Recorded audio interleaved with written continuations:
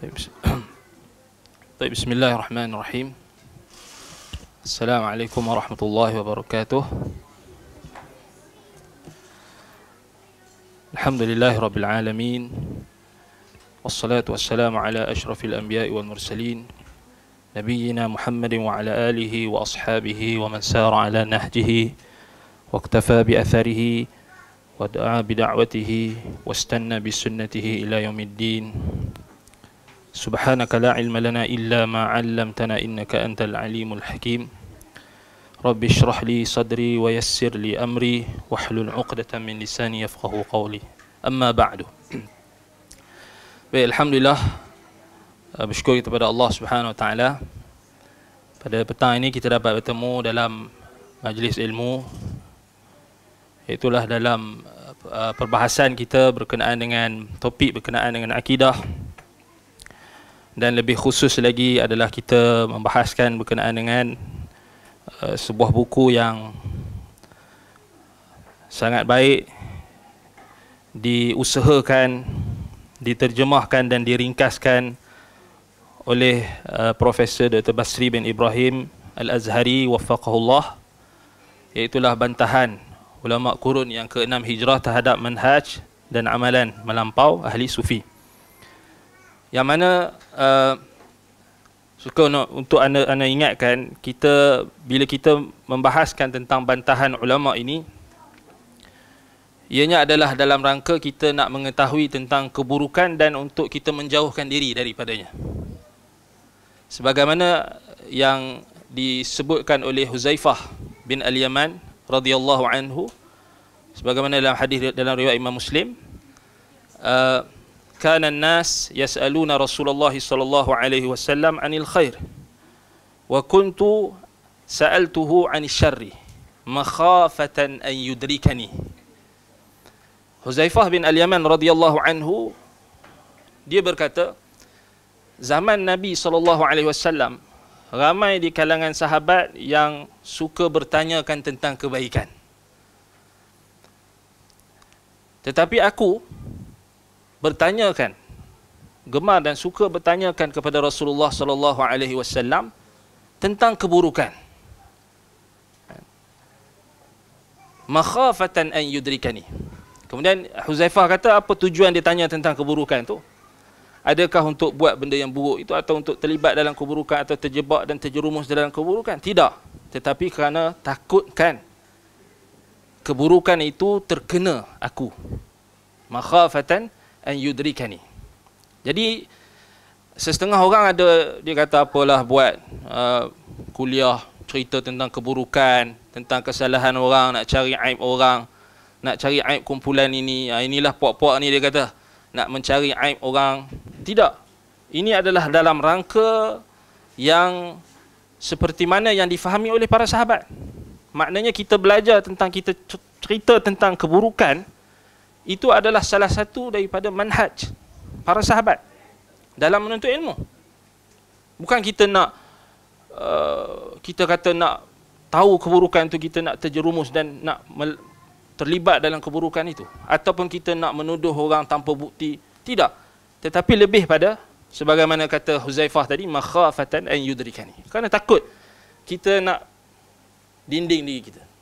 Kita nak tahu keburukan supaya kita boleh buat persiapan, supaya kita boleh dinding diri kita, anak-anak kita, keluarga kita, masyarakat kita, supaya tidak terjebak dalam keburukan yang sama. Jadi itu fiqh tentang keburukan. Sebab itu adanya kitab Al-Fitan. Dalam kitab hadis adanya kitabul Fitan. Al-Fitan ni cerita pasal benda buruk je. Kan? Benda buruk saja. Kan? Bukan kerana nak terjebak dalam keburukan, tetapi kerana nak menjauhkan diri daripada keburukan. Jadi alhamdulillah, tadi dua sesi Ustaz Adli, sampai mana tadi Ustaz Adli berhenti? Satu bab muka surat berapa? Kalau ikut muka surat yang diberi oleh admin, oleh Abu Talhah, ana kena syarah 112 tu. Macam mana? Kena ambil hak ni ke macam mana? Terpulang? Sampai muka surat apa tadi? 37. Okey, maknanya habis kasyaf, bab kasyaf. Tak apa, kita masuk tentang bantahan ke atas wajd. Bab yang kedua. Tak apa, kita teruskan. Baik, jadi pendahuluan tu disebutkan oleh muallif ataupun peringkas dan juga penterjemah kita wafaqahullah. Baik, wajd merupakan satu isu yang biasa dibahaskan dalam dunia kesufian. Wajd ini berlaku apabila seseorang ahli sufi menghadiri majlis simak. Simak ataupun sama'. Yakni simak atau sama' ini majlis mendengar qasidah, syair, lantunan-lantunan lah. Itu disebut sama' mereka. Atau mendengar bacaan Al-Quran, syair dan lain-lain. Baik, ia berlaku bukan dengan kehendak sendiri tetapi disebabkan kegagalan yang terlibat dalam menghadapi warid yang datang setelah mendengar perkara-perkara yang disebutkan di atas sehingga mengeluarkan satu bentuk pergerakan yang kadang-kadang bukan sahaja menjatuhkan maruah, bahkan juga bertentangan dengan syarak. Dakwaan ahli sufi dalam mengalami wajd ini dikira sebagai perkara biasa dalam kalangan ahli-ahli sufi dan dapat dilihat dengan jelas dalam kebanyakan karya mereka. Baik, definisi wajd. Jadi bila kita nak bahaskan tentang istilah-istilah kesufian ini, nak tak nak kita kena tahu maksud istilah, mustalahat mereka. Supaya yang pertama kita tidak berlaku zalim. Kita tidak berlaku zalim maknanya kita tak kata apa yang mereka tak kata. Jangan. Maknanya nak tak nak, maknanya kita kena tahu asas. Sebab itu buku ni diringkaskan, ringkasan definisi dan sebagainya, alhamdulillah memudahkan kita sebagai orang awam untuk tahu serba sedikit asas apa yang dimaksud dengan wajd. Dan antara kitab yang bagi pendapat ana menyeluruh dalam menjelaskan istilah-istilah kesufian ini yang mempunyai tapisan filter, makna ada tapisan ni, kitab ni dia bawakan, dia bentangkan istilah-istilah kesufian itu mengikut martabat perbahasan ulama sufi. Kemudian ada kritikan. Dan ada tapisan ni makna ada benda yang betul, dia kata betul. Yang tak betul, yang bercanggah dengan Al-Quran dan Sunnah, dia kata bercanggah. Iaitulah kitab yang terbaik dalam isu ini, iaitulah kitab Al-Imam Ibn Al-Qayyim rahimahullah, kitab Madarijus Salikin. Madarijus Salikin. Ada dah ringkasan dia, mukhtasar dalam bahasa Arab. Kalau dalam terjemahan anda tak pasti. Madarijus Salikin antara kitab Al-Imam Ibn Al-Qayyim rahimahullah, beliau mensyarahkan Manazilus Sairin karangan Al-Imam Al-Harawi, Ismail Al-Harawi rahimahullah ta'ala, ulama sufi yang kita katakan yang apa, kesufiannya itu tidaklah sampai tahap menyeleweng. Maknanya ada perkara-perkara yang ditambih, ada perkara-perkara yang dikritik oleh ulama-ulama yang datang kemudian. Imam Ibn Qayyim rahimahullah dia tambih kat mana yang perlu ditambih, kat mana yang perlu diberikan pembetulan dan sebagainya. Jadi kitab yang terbaik adalah Madarijus Salikin. Kitab, kita kata kalau kita nak tahu istilah-istilah kesufian itu dan kita nak tahu suluhan yang sahih, macam mana ulama ahli sunnah menerangkan apa yang masih ada kelabu, apa yang ada yang menyeleweng terus, apa yang tak betul, maka diluruskan. Sebenarnya ini adalah khidmat ulama ahli sunnati wal jamaah kepada ulama-ulama sufi. Maknanya bukan kata mereka terus menolak secara total, tetapi mereka mengkritik dengan memberi penambahbaikan, dan mengkritik maknanya dengan penuh keadilan. Sebab apa? Sebab Allah Ta'ala perintahkan kita supaya berlaku adil. Wazinu bil qistasil mustaqim. Ya, Allah Ta'ala suruh kita timbang dengan keadilan. Al-qistasul mustaqim maknanya kata para ulama salaf, al-adlu, keadilan. Timbanglah sesuatu perkara, setiap perkara dengan keadilan. Al-adlu. wala yajrimannakum syana'anu qaumin ala alla ta'dilu i'dilu huwa aqrabu littaqwa. Maknanya wala yahmilannakum bughdu qaumin an yaqulul haqq. Janganlah disebabkan kebencian kamu terhadap satu kelompok, satu puak, menyebabkan kamu tidak berlaku adil. I'dilu huwa aqrabu littaqwa. Maka berlakulah adil, maka keadilan itu lebih dekat dengan ketakwaan. Sebab itu ini manhaj ulama-ulama ahli sunnati wal jamaah. Kalau kita tengok seperti Imam Ibnul Qayyim rahimahullah, Syekhul Islam Ibn Taymiyah rahimahullah, maknanya memang berlaku adil. Berbeza dengan golongan-golongan yang datang kemudian yang mungkin mereka ada semangat untuk membantah, tetapi mereka terlupa keadilan tu. Ini memang kita tak nafikan. Sebab itulah kadang-kadang golongan-golongan yang terjebak dalam tarikat-tarikat ini, kadang-kadang mereka merasakan mereka dizalimi, kadang-kadang mereka merasakan mereka dituduh dengan tuduhan fitnah dan sebagainya. Memang kita tidak nafikan ada di kalangan mereka yang hendak membantah amalan-amalan kesufian, i'tiqad dan akidah pegangan kesufian itu yang mungkin mereka semangat tetapi terlepas pandang dari sudut keadilan. Sebab itu nak mengkritik ni bukan senang. Lebih-lebih lagi apabila melibatkan tentang mazhab, pandangan-pandangan, mazhab-mazhab yang berkait dengan amalan, berkait dengan kita kata apa, pendapat-pendapat yang dikemukakan, bukan senang. Memang kena betul-betul teliti. Sebab itu bukan semua orang boleh membantah. Kalau nak setakat bantah dekat Facebook tu memang semua orang boleh tulis, tapi belum tentu betul. Belum tentu betul. Kalau setakat nak buat YouTube channel kan, buat react ke orang tu orang ni, memang semua orang boleh. Goreng je. Tetapi nak betul-betul nak meneliti, kemudian nak membantah tu dan nak menambah baik. Nak bagi tahu apa kalau kita bantah. Okey, kita bantah tentang kasyaf. Kan macam Ustaz Adilah bantah. Dah bacakan bantahan ulama. Kemudian ulama bawakan apa? Apa yang sebenarnya, apa yang sahih. Betul tak? Itu sebenarnya. Bukan semata-mata kita kata ini tak betul. Kemudian kita tak tahu nak bagi tahu apa benda yang sebenarnya yang sahih. Apa benda sebenarnya yang dituntut oleh syarak. Apa amalan yang sahihnya. Kalau kamu kata ini tak betul, apa yang betulnya? Macam mana cara faham yang betul? Itu sebenarnya. Cara bantah.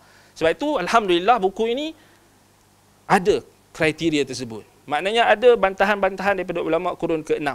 Kenapa kurun ke-6? Itu persoalan. Kenapa tidak kurun ke-7 ke kurun ke-8 ke kurun 9 ke-10 ke-11 dan seterusnya? Kerana kurun ke-6 menyaksikan adalah fasa di mana normalisasi kesufian itu berlaku dengan sangat pesat.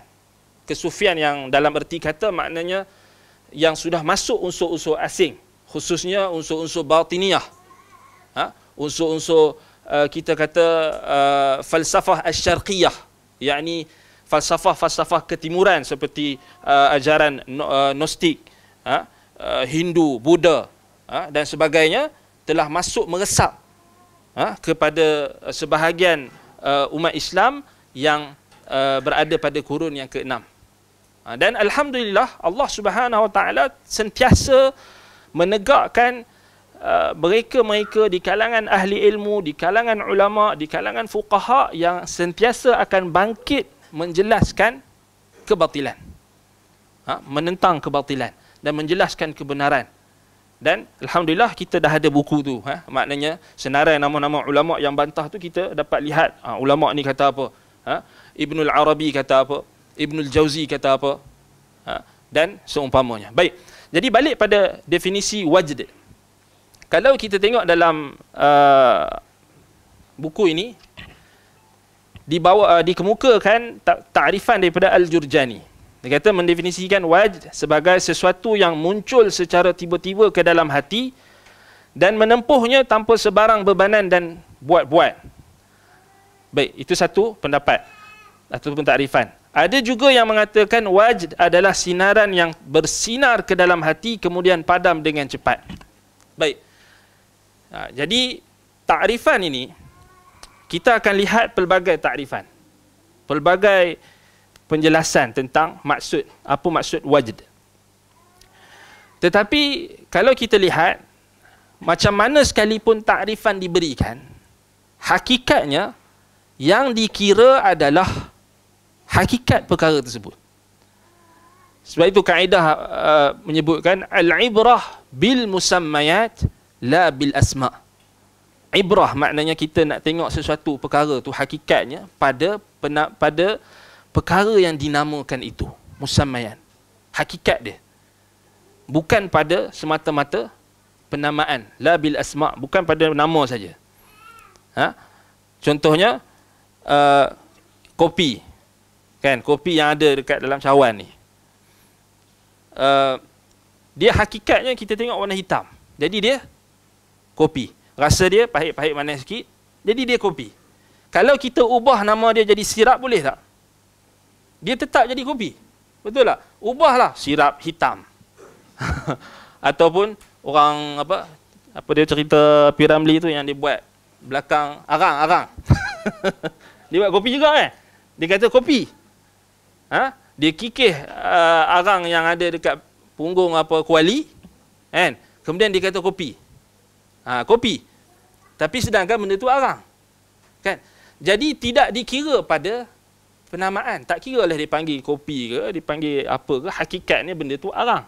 Jadi tak bolehlah kita kata, tak kira lah kan, apa saja penamaan dia. Sama juga kalau orang bagi air yang kita kata arak misalnya, dia kata ini adalah bia yang halal. Kasbe versi halal. Ataupun dia kata, tak kira lah dia bubuh nama apa, tetapi hakikatnya adalah apa? Hakikatnya adalah arak itu. Apa sahaja yang itu maksud musammayat, benda yang dinamakan itu. Jadi sama juga dalam istilah yang mereka maksudkan, perbahasan tu. Maknanya kita kena faham takrifan yang dikemukakan ulama, tetapi kebanyakan golongan-golongan pelampau dalam ajaran sufi ini, mereka praktikalnya mereka tidak sama seperti takrifan. Tak sama. Sebab itulah kalau kita tengok takrifan yang dikemukakan oleh Al-Jurjani dalam buku kita ni sama macam apa yang disebutkan oleh Al-Imam Ibnul Qayyim rahimahullah bila dia kata ma yusadiful qalba wa yaridu alaihi min waridatil mahabbati wasyauqi wal ijlal ta'zim wa tawabi'u dzalika. Ini takrifan yang telah di modify ataupun telah diperbaiki. Okey, kat sini takrifan kalau ikut Al-Jurjani ni dia kata wajd sebagai sesuatu yang muncul secara tiba-tiba ke dalam hati. Mana istilah wajd ni, apa dalil mereka?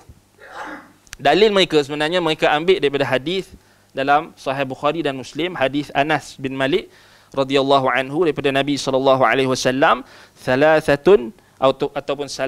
salasun man kunna fihi wajada halawatal iman. Dia ambil daripada wajada tu. Wajd. 3 perkara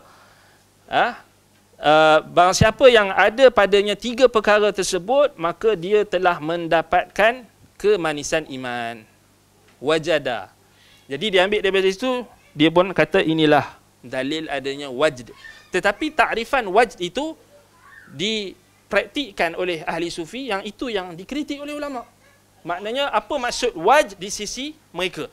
Kita tengok yang sahihnya, yang Nabi SAW sebut dalam hadis Anas tadi. Nabi kata 3 perkara barang siapa yang ada padanya 3 perkara tersebut, maka dia akan mendapatkan kemanisan iman. Wajada halawatal iman. Apa dia? Yang pertama, an yakunallah wa rasuluhu ahabbu ilaihi mimma siwahuma. Yang pertama, dia menjadikan apa? Allah dan Rasulnya lebih dicintai kepadanya berbanding dengan selain keduanya. Maknanya dia meletakkan kecintaan dia kepada Allah dan Rasul mengatasi kecintaan kepada selainnya. Itu yang pertama. Yang ketiga, wa an yuhibbal mar'a la yuhibbuhu illa lillah. Dia menyintai seseorang individu, tidaklah dia menyintainya melainkan kerana Allah. Yakni kita menyintai seseorang kerana Allah. Yang tu yang kedua. Yang ketiga, wa an yakraha an ya'uda fil kufri kama yakrahu an yulqa fin nar. Dia membenci untuk kembali kepada kekufuran sebagaimana dia membenci dirinya dicampak ke dalam api neraka. Wal'iyadzubillah. Jadi ini 3. Maknanya yang Nabi SAW ajar, wajd. Senang je, simple lah. Tak payah kita pening-pening nak belajar istilah mereka. Tu sebenarnya, asalnya. Sebab itu, belajar Quran dan Sunnah, faham Quran dan Sunnah sebenarnya, itu sudah cukup. Kan?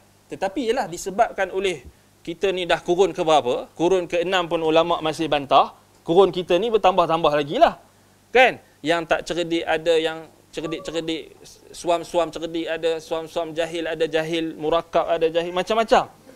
Jadi, kita zaman kita ini, nak tak nak, mesti menjadi tanggungjawab fardu kifayah kepada ahli ilmu untuk menjelaskan tentang istilah-istilah mereka itu.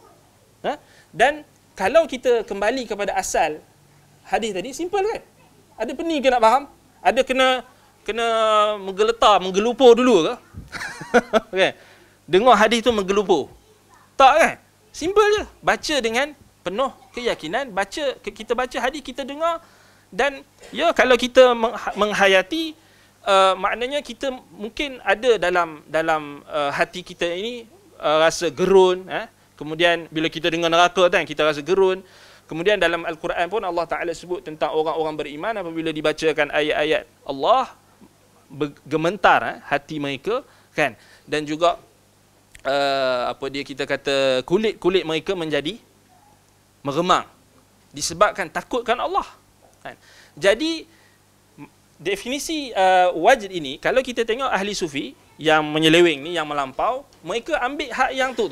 Mereka ambil yang kita katakan simptom-simptom, kita boleh katakan simptom-simptom sesuatu perkara itu berlaku, mereka hanya fokus kat simptom ataupun kesan daripada sesuatu amalan dilakukan. Contohnya bila kita baca hadis tadi, hadis Anas tadi, ya, kita, kalau siapa yang baca hadis kan, dia akan siapa yang baca hadis, siapa yang belajar hadis, dia akan dapat rasa kemanisan hadis. Sama macam Al-Quran. Kan? Di siapa yang baca Quran, dia akan dapat rasa kemanisan Quran. Macam mana kemanisan Quran tu? Berbeza-beza mengikut orang lah. Maknanya tahap ketakwaan. Jadi dalam contohnya macam dalam Al-Quran, bila Allah Ta'ala sebut tentang alladzina yadhkuruna Allah qiyaman wa qu'udan, ataupun golongan yang mereka yang membaca ayat-ayat Allah, kemudian mereka yang hati mereka menjadi tenang. Ala bi dzikrillah tatma'innul qulub. Hati mereka menjadi tenang. Baik, tenang tu macam mana? Jadi kat situ mereka fokus, tenang tu macam mana? Dia kata tenang tu macam ni. Dia balik kepada pengalaman peribadi. Dia balik pada pengalaman peribadi. Sama juga wajid ni. Mereka hanya fokus pada pengalaman peribadi. Macam kita bagi contoh tadi, kita dengar neraka, kita takut. Kan? Tapi macam mana kita zahirkan rasa takut tu? Macam mana rasa ketakutan dalam hati kita tu? Itu benda yang subjektif. Kita tak boleh ukur. Kerana perkara tersebut tidak dapat dilihat pada mata kasar kita. Dan mungkin ada tanda-tanda bagi dalam pribadi kita, dalam diri kita. Tetapi golongan yang melampau ini, itu yang mereka jadikan sebagai fokus mereka. Wajd, maknanya sebab itu kalau kita tengok, mereka akan definisikan sesuatu yang muncul secara tiba-tiba ke dalam hati dan menempuhnya tanpa sebarang bebanan dan buat-buat. Apa yang tiba-tiba tu? Apa yang tiba-tiba? Kan? Dan ada juga yang mengatakan wajh adalah sinaran yang bersinar ke dalam hati kemudian padam dengan cepat. Apa? Sinaran apa? Kan? Okey, kita tengok penjelasan dia. Baik, Imam Al-Ghazali menjelaskan yang dimaksudkan dengan wajh ialah satu ungkapan tentang satu keadaan yang membuahkan simak. Sama, ia merupakan satu warid. Warid ni perkara yang datang. Yang datang ketika proses mendengar Al-Quran, ataupun yang kita dengar Quran lah. Kita taklah kalau dengar syair ataupun qasidah tu taklah macam dengar Quran. Dengar sekali-sekala, dengar waktu perayaan ke hari raya Aidilfitri ke Aidil Adha ke dengar, ataupun kadang-kadang tu kita dengar, tak ada masalah. Harus. Tetapi bukan setiap masa kita dengar syair qasidah itu sehingga meninggalkan Quran. Tak boleh. Kan? Jadi orang-orang yang golongan-golongan yang melampau dalam pengamalan mereka ini, kadang-kadang mereka menjadikan mendengar sama ataupun mendengar kita kata qasidah, nasyid, syair-syair itu melebihi mendengar Al-Quran. Kalau dengar Al-Quran dia tak rasa apa. Tapi kalau dengar nasyid tu dia rasa tenang, dia rasa itu kena apa? Muhasabah lah, kena check balik lah macam mana iman kita. Baik. Dia kata sini, ia merupakan satu warid yang benar setelah selesai sama' atau bersimak yang dirasai oleh pendengar di dalam dirinya. Situasi tersebut tidak sunyi daripada dua bentuk, iaitu pertama merujuk kepada kasyaf dan musyahadah daripada pihak ilmu dan peringatan, atau kedua merujuk kepada perubahan-perubahan yang bukan berpunca daripada ilmu. Maknanya dia ada kaitan dengan kasyaf dan musyahadah. Kasyaf ni penyingkapan, disingkap sesuatu perkara. Musyahadah maknanya penyaksian akan sesuatu perkara. Baik. Berdasarkan definisi wajh oleh Imam Al-Ghazali menjelaskan, kesan yang paling kuat yang melahirkan wajh dan dorongan-dorongannya di sisi ahli sufi ialah simak. Kerana itu tidak hairanlah kalau mereka menyatakan wajh adalah satu ungkapan yang menggambarkan tentang apa yang berlaku ketika mendengar sama'. Nampak? Kesan. Wajh ni adalah kesan daripada kita melakukan sesuatu. Contohnya, contoh kita bagi contoh orang yang jarang berjoging, contoh. Lama dia tak exercise, kan? Lama tak exercise. Dia tinggal exercise lama. Berapa bulan, berapa tahun dia tak pernah exercise. Tiba-tiba dia exercise, pagi tu dia berjoging, dia tak tak regang-regangkan otak dia dulu, dia tak buat dulu benda-benda yang basic dulu, dia terus lari pecut. Apa akan jadi? Macam-macam kan? Maknanya akan lengah, kemudian mungkin akan menyebabkan ketika dia lari tu tiba-tiba datang serangan jantung ke apa ke, kan. Itu kita kata, itu kita nak mudah faham. Dalam proses kita sesuatu perkara yang kita lakukan itu, ada perkara yang boleh datang, warid itu maknanya yang datang tiba-tiba. Wajh itu juga ditakdirkan dengan perkara yang datang tiba-tiba. Itu mudah kita nak faham. Tetapi dalam konteks perbahasan ahli tasawuf, wajh ini adalah dimaksudkan mereka ketika melakukan ibadat yang mereka namakan sebagai simak ataupun sama' itu. Yang ini mendengar nasyid, mendengar atau beribadat, berzikir dan sebagainya, sampailah mendapat tahap wajd. Baik. Kemudian dikatakan di sini, cara-cara yang menyebabkan berlaku wajd di sisi ahli sufi berbagai-bagai. Ini masalahnya. Pasal mereka semua nak ikut tarikat masing-masing. Ini yang dipertikaikan ataupun dipersoalkan oleh ulama-ulama ahli sunnah zaman berzaman. Masalahnya tidak ada kita kata satu guideline untuk menentukan jalan itu asasnya apa. Apa dia punya dalilnya, apa dia punya petunjuknya. Ada tak petunjuknya daripada golongan yang diredai oleh Allah Subhanahu Wa Taala, al-qurunul mufaddalah, para sahabat Nabi, tabi'in dan orang yang ikut jalan mereka. Itu yang kita pertikaikan. Kan?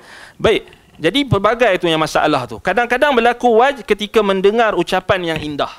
Sebab kalau kita tengok ni, ada yang dia dengar sampai tahap, kalau kita dah baca buku ni, sampai tahap dia dengar azan, dia jadi panas. Dia dengar orang azan, dia jadi panas. Dia kata wajh tu. Tetapi bila dia dengar bunyi keldai apa bunyi dia? Dongki. Hamir, sautul hamir. Inna ankara saut la sautil hamir. Allah Taala sebut suara yang paling buruk sekali adalah suara keldai. Kan dalam Quran Allah kata suara yang paling buruk sekali, yang paling tak sedap sekali. Tetapi dia kata suara itu menenangkan dia. Ini dalam kitab-kitab sufi. Dengar azan, dia kata panas. Dia maknanya dia tak boleh dengar. Itu yang tak pergi solat jemaah. Tapi bila dengar suara hamir, suara himar, suara keldai, dia kata sedap.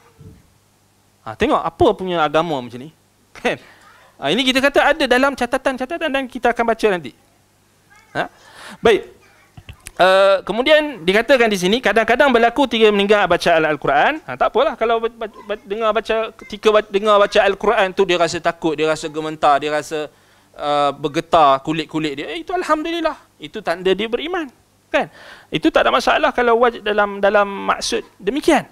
Dan kadang-kadang juga berlaku ketika mendengar syair-syair yang lunak lagi menggetarkan jiwa. Ini pun kalau syair-syair itu mengandungi kata-kata, tutur kata yang baik, tutur kata yang mengajak kepada kebaikan, tak ada isu juga. Dan tidak ada kemaksiatan, tidak ada kemungkaran, tak ada isu. Tapi masalahnya bila syair-syair itu dipenuhi dengan perkara-perkara yang bercanggah dengan syarak, kata-kata lucah, perkara-perkara yang membangkitkan syahwat, perkara-perkara yang mengajak kepada fujur, mengajak kepada perkara fahisyah, perkara yang keji, perzinaan dan sebagainya, itu sudah tentu kita kata tak boleh, kan?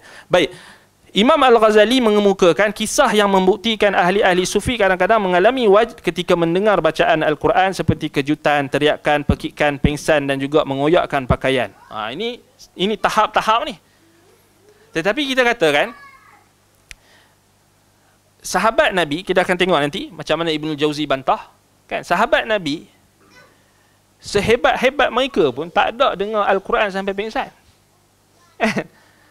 Orang yang selepas Nabi SAW, Nabi orang yang paling takutkan Allah pun tak sampai Nabi itu pingsan, kan? Nabi SAW,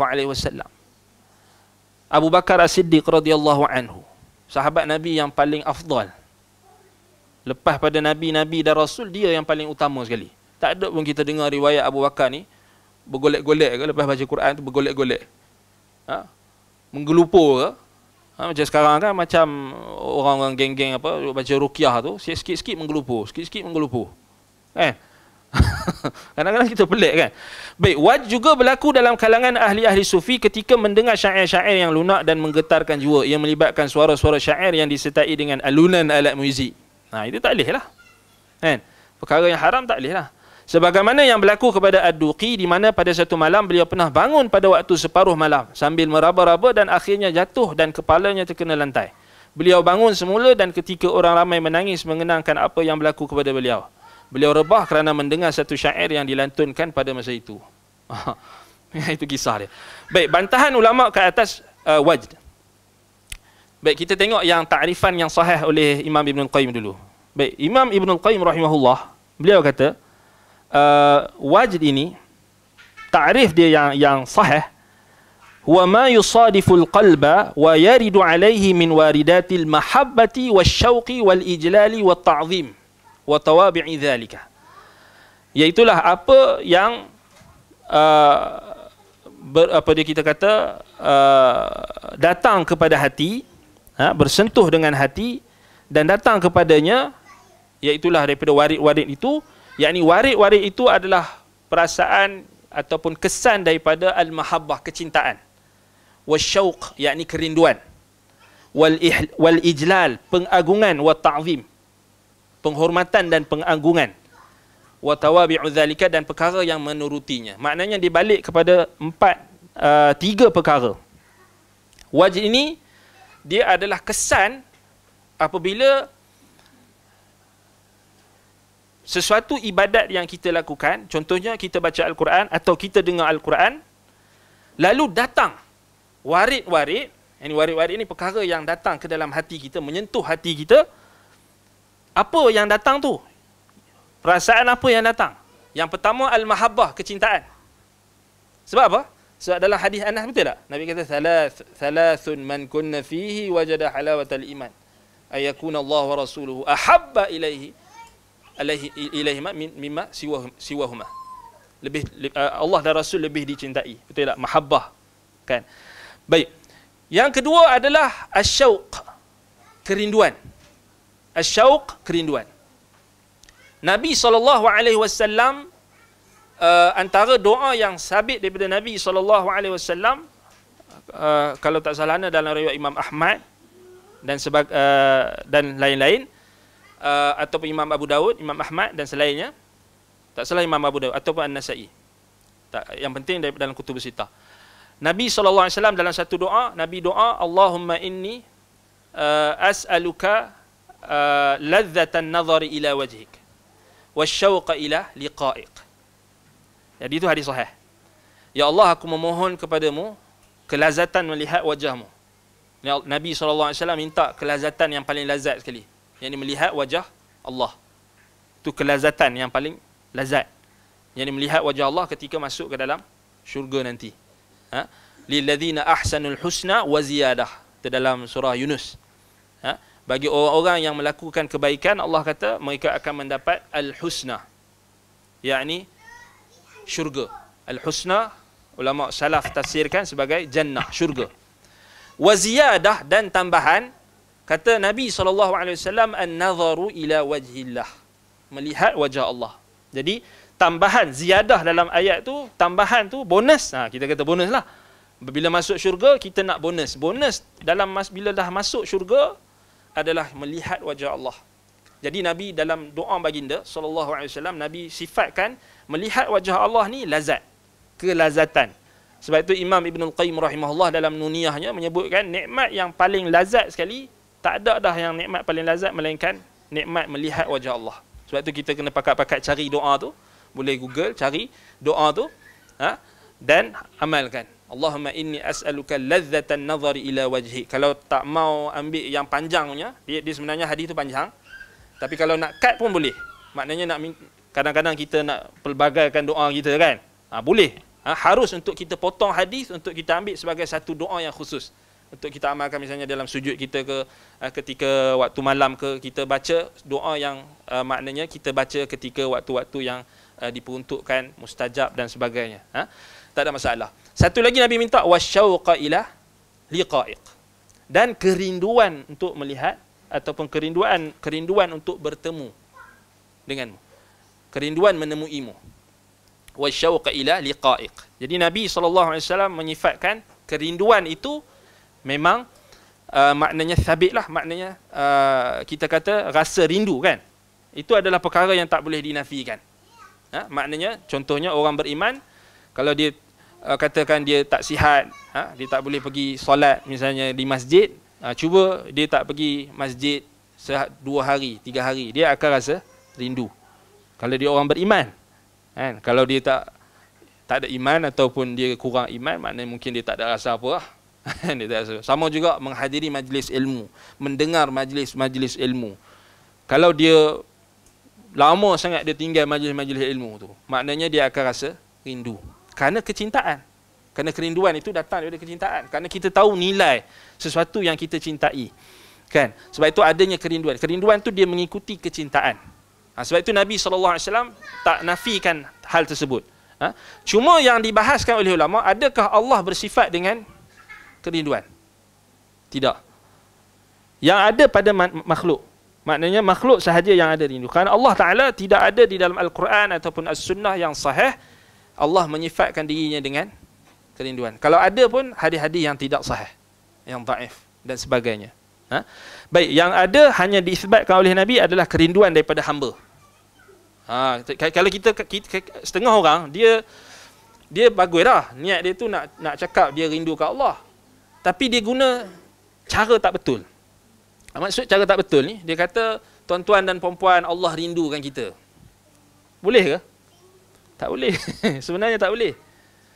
Selalu kita dengar motivator kan, penceramah kan, tuan-tuan dan puan-puan dia menangis-nangis lah kan. Kenapa kita semua tak macam ni gini-gini? Tuhan rindukan kita, Allah rindukan kita, bangkitlah malam. Baguslah niat dia tu, nak suruh orang bangkit malam kan, nak suruh orang solat. Tapi tak kena kalau dia menyifatkan Allah dengan kerinduan. Kerana kerinduan ini adalah sifat yang naqs, kurang. Sifat yang kita kata yang menunjukkan adamul ghina atau adamul istighna wal ghina. Menunjukkan seseorang itu dia berhajatkan kepada sesuatu. Jadi Allah Subhanahu Wa Taala tidak berhajatkan kepada sesuatu kerana Allah Al-Ghani. Allah dia maha kaya dan dia tidak berhajatkan kepada sesuatu apa pun. Ya ayuhan nas antumul fuqara'u ila Allah wallahu huwal ghaniyyul hamid. Wahai manusia, kamulah yang fuqara, kamu yang berhajat kepada Allah, berhajatkan kepada Tuhan. Dan Allah itu Al-Ghani, maha kaya dan maha terpuji. Baik. Jadi Imam Ibn Al-Qayyim ketika mentarifkan wajh ni, dia sebutkan al-mahabbah, al-syauq, kerinduan, dan yang ketiga al-ijlal wa ta'zim, pengagungan dan penghormatan. pengagungan dan penghormatan.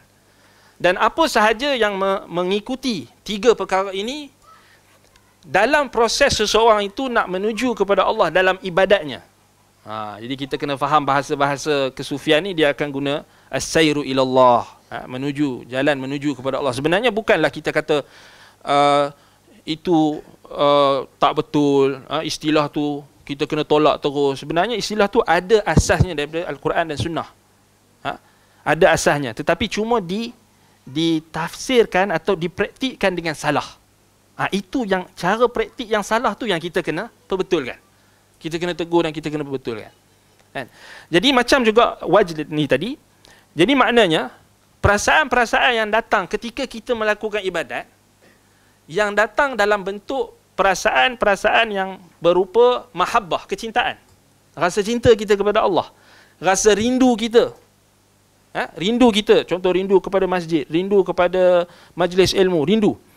Wal ijlali wa ta'zim, dan juga pengagungan dan penghormatan kita kepada apa yang kita sembah. Maknanya ibadat yang kita lakukan, tata cara yang kita lakukan untuk mendekatkan diri kita kepada Allah Subhanahu Wa Taala.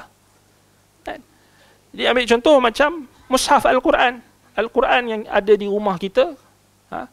Jadi kalau kita tak buka Al-Quran sehari, 2 hari, 3 hari, apa yang kita akan rasa? Kita akan rasa tak tenang. Itu juga termasuk wajib. Faham tak? Tak semestinya wajib ni adalah benda-benda yang tertentu.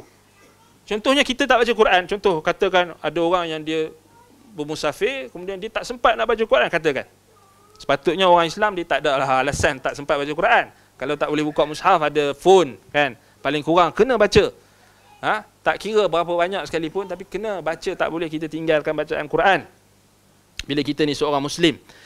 Jadi katakan ada orang yang mungkin dia leka, lalai ataupun terlupa dan sebagainya, bila dia tinggalkan bacaan Quran, dia akan rasa apa? Perasaan-perasaan itu yang datang macam rasa tak tenang, tak tenteram, tak senang duduk, itulah wajib. Faham? Itulah wajib. Maknanya ada benda yang kadang-kadang benda tu yang berbentuk negatif, ada juga kadang-kadang berbentuk positif.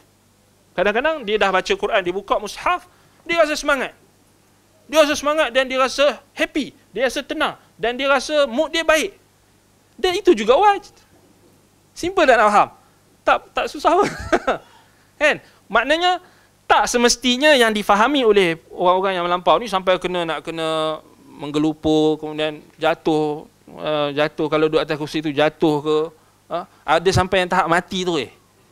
Dengar bacaan Quran, mati terus. Dia kata ni hebat kan, wali Allah dapat wajib. Tak betul lah macam tu kan. Tak betul macam tu. Kalau kita tengok balik 3 perkara ini, al-ijlal wa ta'zim, penghormatan dan pengagungan tu. Yang terakhir pengagungan dan penghormatan tu. Maknanya dia wajib seseorang, bagaimana dia nak mendapatkan halawatul iman, wajib itu dia adalah, ialah kita kata proses. Kalau kita buka dalam hadis Anas tadi pun, kalau kita terjemah wajada halawatul iman, salasun man kunna fihi wajada halawatul iman. Kalau kita ambil wajada itu, tak ada makna apa. Ada makna tak? Tak faham. Sebab tu kena ambil semua. Yang kita nak capai bukan wajib tu. Kita nak capai halawatul iman, kemanisan iman, bukan wajib. Tetapi orang-orang yang pengikut-pengikut sufi ini, mereka yang fokus mereka wajib tu. Salah lah. Betul tak? Nampak kan? Kalau kita buka hadis tu, kita terjemah hadis tu pun, kalau kamu terjemah, kalau kamu tak faham bahasa Arab, kamu tengok bahasa Arab, kalau kamu terjemah pun, wajib itu kalau kamu terjemah, wajada halawat, mendapatkan. Mendapatkan apa? Kalau kamu tinggal mendapatkan tu, mendapatkan apa? Orang nak penuh mendapatkan kemanisan iman. Kalau dia ambil hak wajib tu, wajada, dia berhenti, dia ambil situ, itu dapat apa?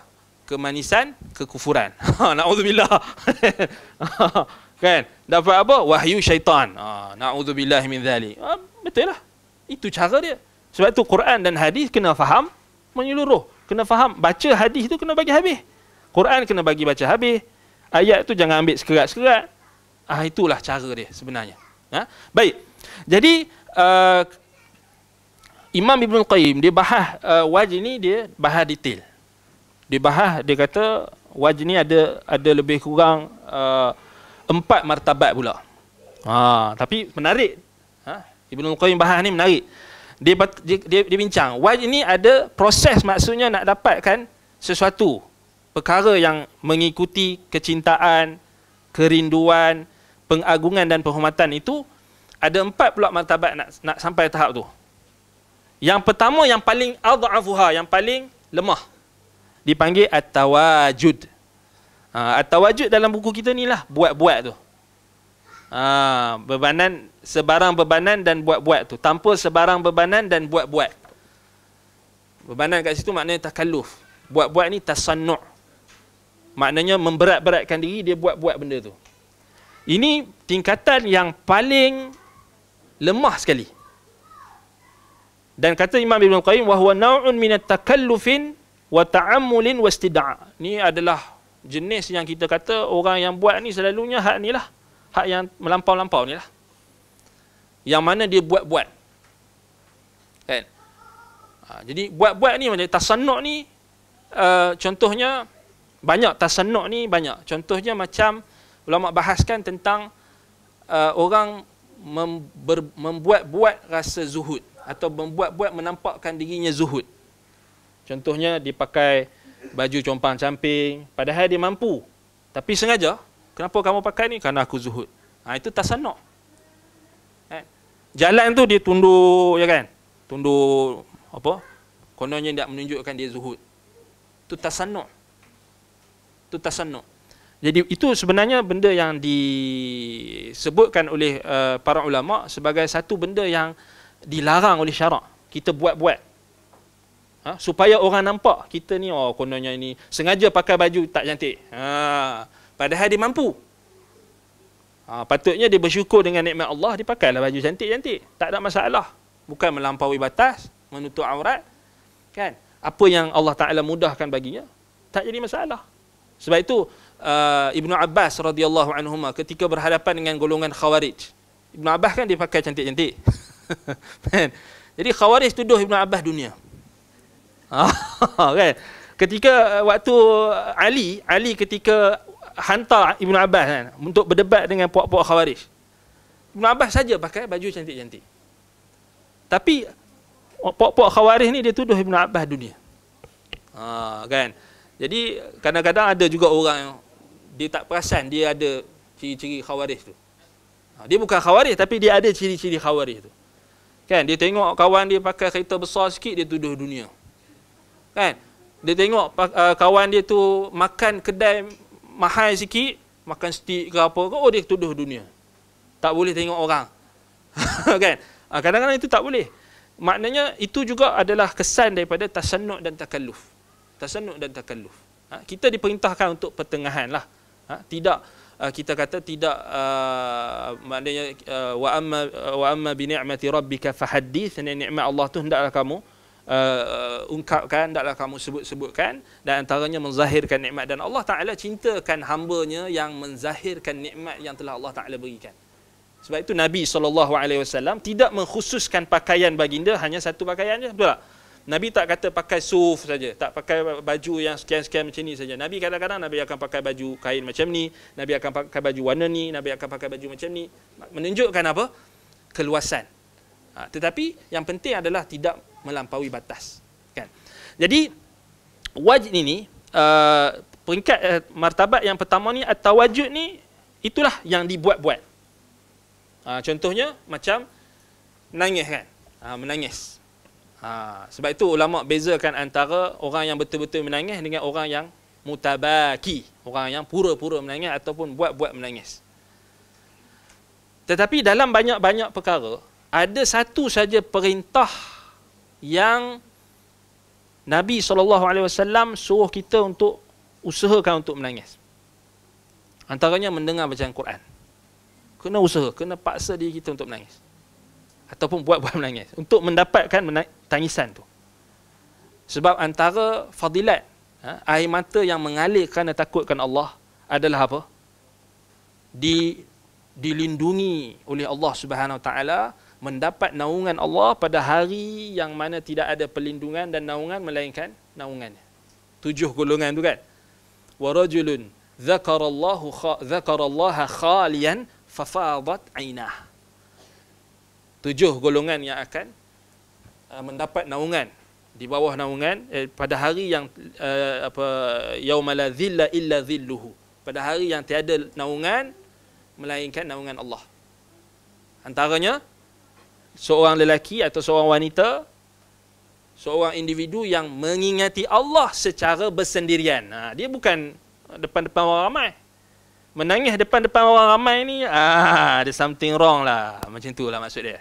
Menangis ni yang diperintahkan kita untuk menangis, diperintahkan ibadat menangis. Maknanya kita bincang ibadat untuk menangis ni. Yang dalam hadis Sahih Bukhari dan Muslim atau Sahih Muslim, 7 golongan yang mendapat naungan Allah itu antaranya rajulun dzakarallaha khalian fafadat ainah. Maknanya seorang lelaki ataupun wanita, individu yang mengingati Allah dalam keadaan khalian, maknanya bersendirian.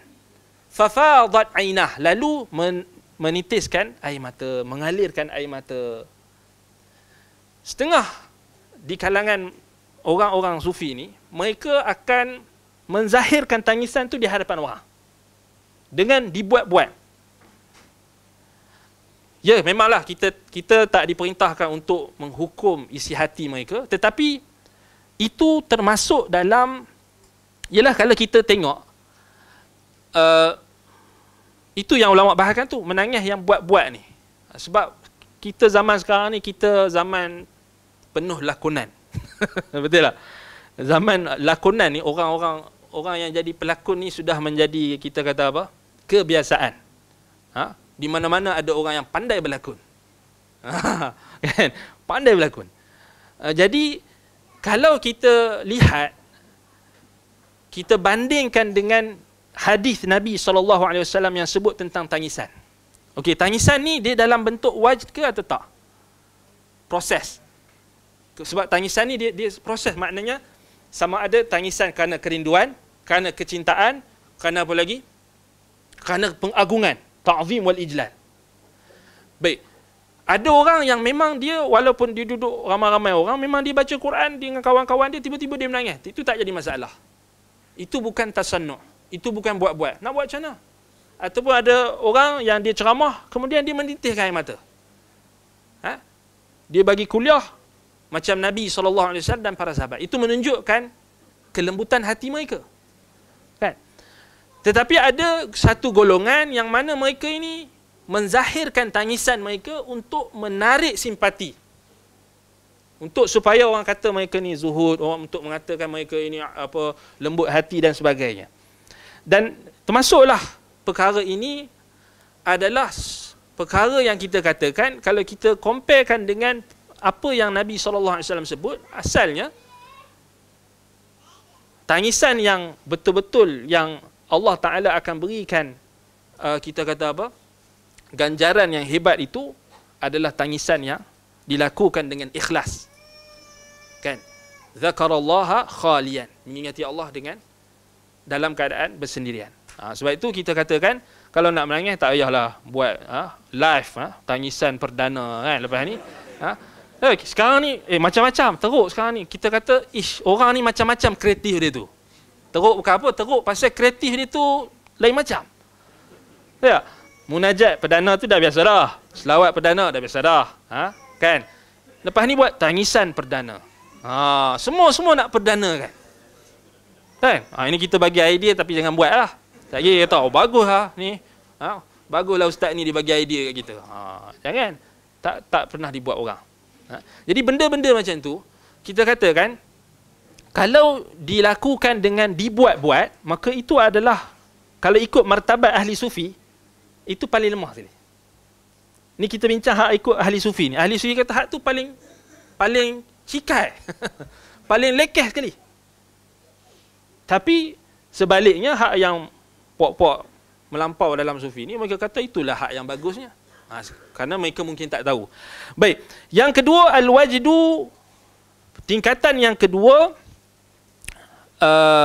yang pertama tadi at-tawajud dan at-tawajud. Yakni at-tawajud maknanya dibuat-buat. Yang ni paling rendah sekali. Buat-buat, semua benda dia buat-buat. zuhud, dia pakai baju compang-camping, kan? Kata dia ni baik, dia buat dia berlakon, menangis dan sebagainya, itu masuk lah. Sekarang ni lagi anda tengok baru-baru ni ada orang buat iklan upah haji, kan.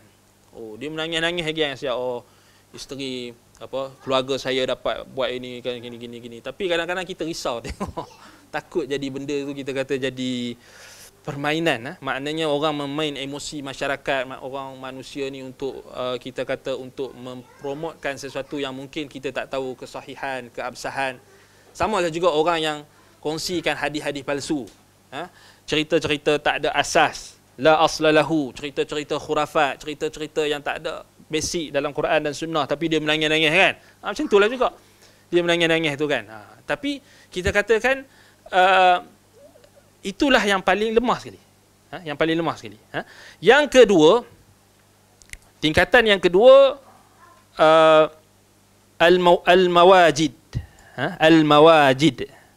Al-mawajid ni maknanya kesan daripada wirid-wirid ataupun warid-warid. Aurat ni warid-warid, yakni dan juga buah-buahnya. Kesan dan natijah dan buah-buah kita kata natijah daripada al-wajd itu.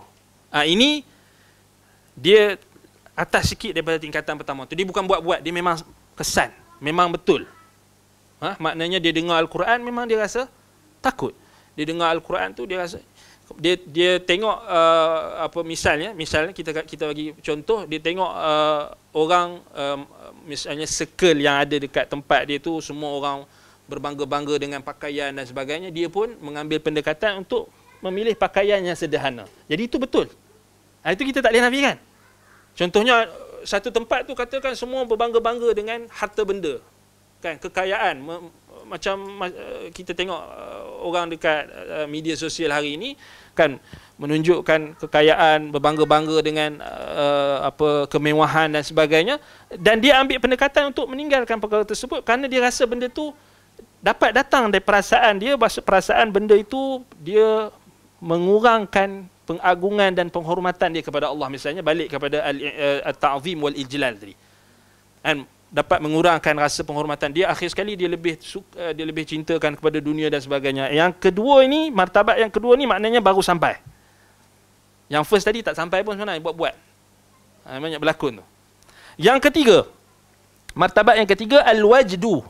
Al-wajdu, inilah yang sebenarnya, hakikatnya. Kata Imam Ibn Al-Qayyim, huwa thamaratu a'malil qulub. Dia adalah buah hasil amalan-amalan hati. Minal hubbi fillahi wal bughdhi fih. Kerana hasil kesan daripada amalan hatinya, antaranya kecintaannya kerana Allah. Maknanya dia dah dapat halawatul iman tu. Nampak? Dia cinta kerana Allah. Wal bughdhu fillah, dan dia benci pun kerana Allah. Yang ni kita kata orang-orang beriman dan bertakwa, insya-Allah lah dia akan dapat. Dia suka kerana Allah, dia benci kerana Allah, dia cinta kerana Allah. Dan ini adalah Nabi SAW kata awthaqul ura al-iman, tali iman yang paling kukuh sekali. Al-hubbu fillah wal bughdu fillah. Cinta kerana Allah, benci kerana Allah. Ini kesan. Yang ini wajib yang sahih. Martabat yang ketiga. Dan Nabi SAW dalam hadis lain, Nabi kata, man ahabba lillah wa abghada lillah wa a'ta lillah wa mana'a lillah faqad istakmala al-iman. Atau kama qala sallallahu alaihi wasallam. Barang siapa yang menyintai kerana Allah, membenci kerana Allah, memberi kerana Allah, menghalang kerana Allah, maka dia telah menyempurnakan iman. Dan itulah maksud halawatul iman. Maknanya kita suka orang tu bukan kerana dia selalu belanja kita. Kan, ada orang dia suka kerana ada udang di sebalik mi.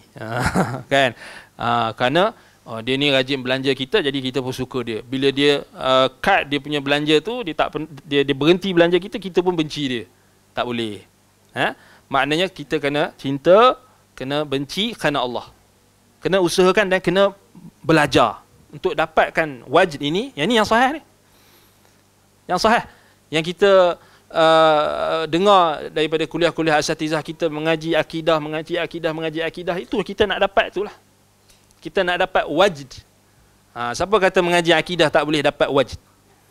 Sebab tu kena ajak orang-orang yang mungkin terkeliru ataupun kawan-kawan sahabat kita yang tak faham ataupun terkeliru ataupun terikut orang-orang yang membawa aliran sesat dan sebagainya itu, kita bawa kepada kuliah-kuliah yang mengajarkan kepada akidah yang sahih. Kat situ dia akan dapat wajd. Bukan dengan pergi menari, berjoget, kan? Berpusing-pusing. Kan apa yang dapat berpusing-pusing itu pening je. Orang tengok pun dah pening. Kan? Feeling, dia dapat feeling tu. Tapi itulah kita kata dia hanya dapat wajd, sama ada wajd haiwaniyah ataupun wajd syaitaniyah. Ya, wajd kehaiwanan, kebinatangan, dipanggillah kemanusiaan dan sebagainya, kan. Tapi kita panggil kehaiwanan, kebinatangan, ataupun wajd asyaitaniyah, kesyaitanan, yang buat benda-benda yang maksiat dan sebagainya itu. Kita tak mau wajd itu. Kita nak wajd halawatal iman, kemanisan iman. Baik. Jadi cinta kerana Allah, benci kerana Allah itu Nabi SAW jadikan dia sebagai buah dan hasil. Sebagaimana dalam hadis Anas yang kita bacakan tadi. Dan dia adalah kesan kecintaan kita kepada Allah. Dan kebencian kita untuk kembali kepada kekufuran. Sebagaimana kita benci untuk dicampakkan ke dalam neraka. Kita tak nampak neraka, betul tak? Kita tak nampak neraka. Tak pernah siapa pun tak pernah tengok api neraka. Tetapi macam mana kita boleh rasa neraka tu ada? Dengan keimanan kita. Dengan kita meyakini dan kita beriman dengan apa yang disampaikan oleh Allah dan Rasul di dalam Al-Quran dan juga As-Sunnah. Keimanan kita kepada Al-Quran dan Sunnah menceritakan tentang neraka, tentang kedahsyatan api neraka, tentang kenikmatan syurga, maka itu juga wajd. Maknanya itu proses untuk kita dapat wajd itu. Nampak? Sebab itu jangan kita bolot. Kami sajalah, tarikat kami sajalah yang boleh dapat wajd. Salah. Kan? Tarikat, kalau kamu nak dapat kelebihan-kelebihan, kamu nak dapat ini, kamu nak dapat itu, kamu kena join tarikat kami. Kamu kena bai'ah dengan Tok Syekh kami dulu.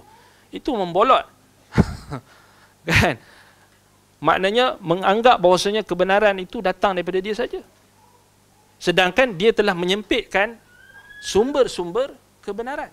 Dia menyempitkan hanya kepada tarikat dia saja. Sebab itu ulama bantah. Sedangkan luas. Maknanya semua orang yang beriman dan bertakwa boleh jadi wali Allah. Tak perlu nak kena nari-nari tadi. Tak perlu nak kena sampai kena pecat baju, kena jalan atas api ke, ataupun makan kaca ke, apa benda yang pelik-pelik tu. Kan? Itu yang kita kena faham. Baik, kata Imam Ibn Al-Qayyim lagi, dia kata dan inilah adalah al-wajd, inilah kesan, buah dan hasil daripada amalan-amalan hati. Sebab itu kita ahli sunnati wal jamaah nak dapatkan wajd ini, macam mana caranya? Adalah dengan kita berusaha untuk memahami dan menghayati amalan-amalan hati. Yang ini dibahaskan oleh ulama-ulama ahli sunnah kita, seperti Imam Ibn Al-Qayyim rahimahullah dalam kitabnya Ad-Da' wa Dawa'. Itu antara kitab yang terbaik untuk merawat hati kita dan mengetahui tentang tabiat-tabiat hati. Dan juga satu lagi kitab yang penting, Ighathatul Lahfan fi Masayidi Syaitan, juga karangan Imam Ibn Al-Qayyim. Dan banyak lagi lah kitab-kitab lain. Cuma lebih fokus kepada untuk kita nak fokus, nak tahu tentang tabiat hati, tabiat jiwa dan sebagainya, itu memang buku Imam Ibn Al-Qayyim antara yang paling terbaik. Baik. Kemudian, martabat yang keberapa? 4. Tadi 3 3 al-wajd itu hakikat dia. Yang keempat, martabat yang keempat, al-wujud. Al-wujud ini maknanya dia adalah kemuncak, kata Imam Ibn Al-Qayyim, a'la dharwati maqamil ihsan. Ini bukan wahdatul wujud tu, ni al-wujud ni yang dibahaskan khusus pada al-wajd tadi. So jangan kita keliru dengan wahdatul wujud tu. Yang tu tak tepi dulu. Wahdatul wujud maknanya kesatuan wujud, ataupun disebut oleh ulama ta'lihul kaun, menuhankan alam. Itulah simple cakap wahdatul wujud tu, menuhankan alam. Maknanya Tuhan, alam itu sendiri adalah Tuhan. Dan Tuhan berada di mana-mana, meresap di mana-mana, berada di mana-mana. Itu juga adalah wasilah yang membawa kepada wahdatul wujud. Sebab tak tahu Tuhan kat mana. Itu bahaya tu. Kan? Sebab itu ulama sampai apa? Sampai terpaksa Imam Al-Buwaiti rahimahullah sampai berjalan daripada Mesir menuju ke Tarsus di Iraq, diikat kaki dan tangannya semata-mata nak mempertahankan akidah. Mati dalam perjalanan. Imam Al-Buwaiti anak murid kanan Imam Asy-Syafi'i. Dia kena fitnah. Semata-mata daripada Mu'tazilah. Semata-mata nak pertahankan akidah. Maknanya dalam perjalanan tu dia meninggal dunia. Kemudian dia katakan kepada murid dia ataupun orang yang ikut dia, ada sebahagian murid dia yang ikut dia ketika itu, dia kata biarkan aku di sini, biar orang yang akan datang tahu bahawasanya ada seorang hamba Allah yang meninggal dunia kerana mempertahankan akidah. Demikian juga Imam Ahmad bin Hanbal rahimahullah, semata-mata nak mempertahankan akidah, di penjara 2 tahun. Disekat pada zaman Al-Wathiq, Al-Ma'mun, disekat, ditarik tauliah Imam Ahmad. Tidak diberikan kebenaran untuk mengajar di masjid Imam Ahmad. Pada zaman fitnah, mihnah, khalqil Quran, semata-mata nak mempertahankan akidah. Imam Ahmad sanggup kena sebat. Walaupun Imam Ahmad mengadu dekat salah seorang sahabat sepenjaranya, Imam Ahmad kata, aku ni kalau kena cambuk, kalau kena pukul ni aku tak tahan, aku takut. Nak bagi tahu, tetapi itulah kita kata perkara yang maknanya nak mendapatkan wajd, kemanisan iman tu bukanlah semata-mata kita mendakwa. Perlu kita pelajari.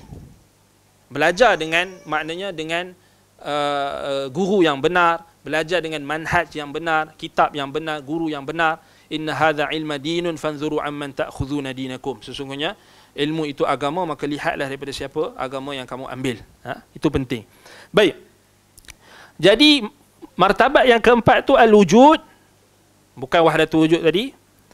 Wujud dekat sini adalah maknanya, kata Imam Ibn Al-Qayyim, a'la dharwati maqamil ihsan. Dia adalah kedudukan ataupun kedudukan yang tertinggi bagi ihsan. Apa pula ihsan ni? Ihsan, Nabi SAW dalam hadis Jibril, Nabi mentarifkan ihsan, an ta'budallaha ka'annaka tarah, fa illam takun tarah fa innahu yaraka. Yani engkau menyembah Allah seakan-akan engkau melihat Allah. Kalau kau tidak mampu melihat Allah, dan memang kau tidak mampu untuk melihat Allah di dunia ini, maka yakinlah bahawasanya Allah melihat engkau. Jadi yang wujud ni, yang tingkatan yang keempat ni, dia adalah tingkatan ihsan yang tertinggi. Dan kata Imam Ibn Al-Qayyim, fa innahu idza ghalaba ala qalbihi musyahadatu ma'budihi. Maknanya bagi orang yang dah sampai tahap yang keempat ni, dan yang keempat ni tingkatan sebenarnya tingkatan kenabian. Nabi-nabi dan rasul. Ustaz Ali cerita apa tadi, Nabi SAW boleh tengok mata dia boleh tengok belakang, betul tak? Betul tak? Itu benda dunia, benda yang simple. Dia boleh nampak sahabat-sahabat dia yang solat berjemaah di belakang, dia boleh nampak. Nabi tak ada mata kat belakang. Kemampuan yang Allah Ta'ala berikan, kasyaf yang Allah Ta'ala bukakan kepada Nabi SAW. Kalau perkara yang sekecil itu Allah Ta'ala mampu beri mukasyafah.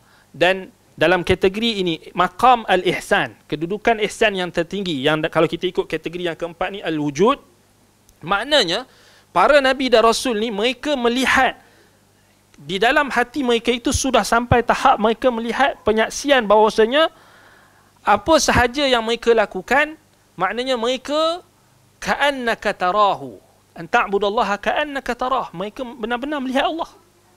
Itu maksud dia. Ini khusus kepada para Nabi.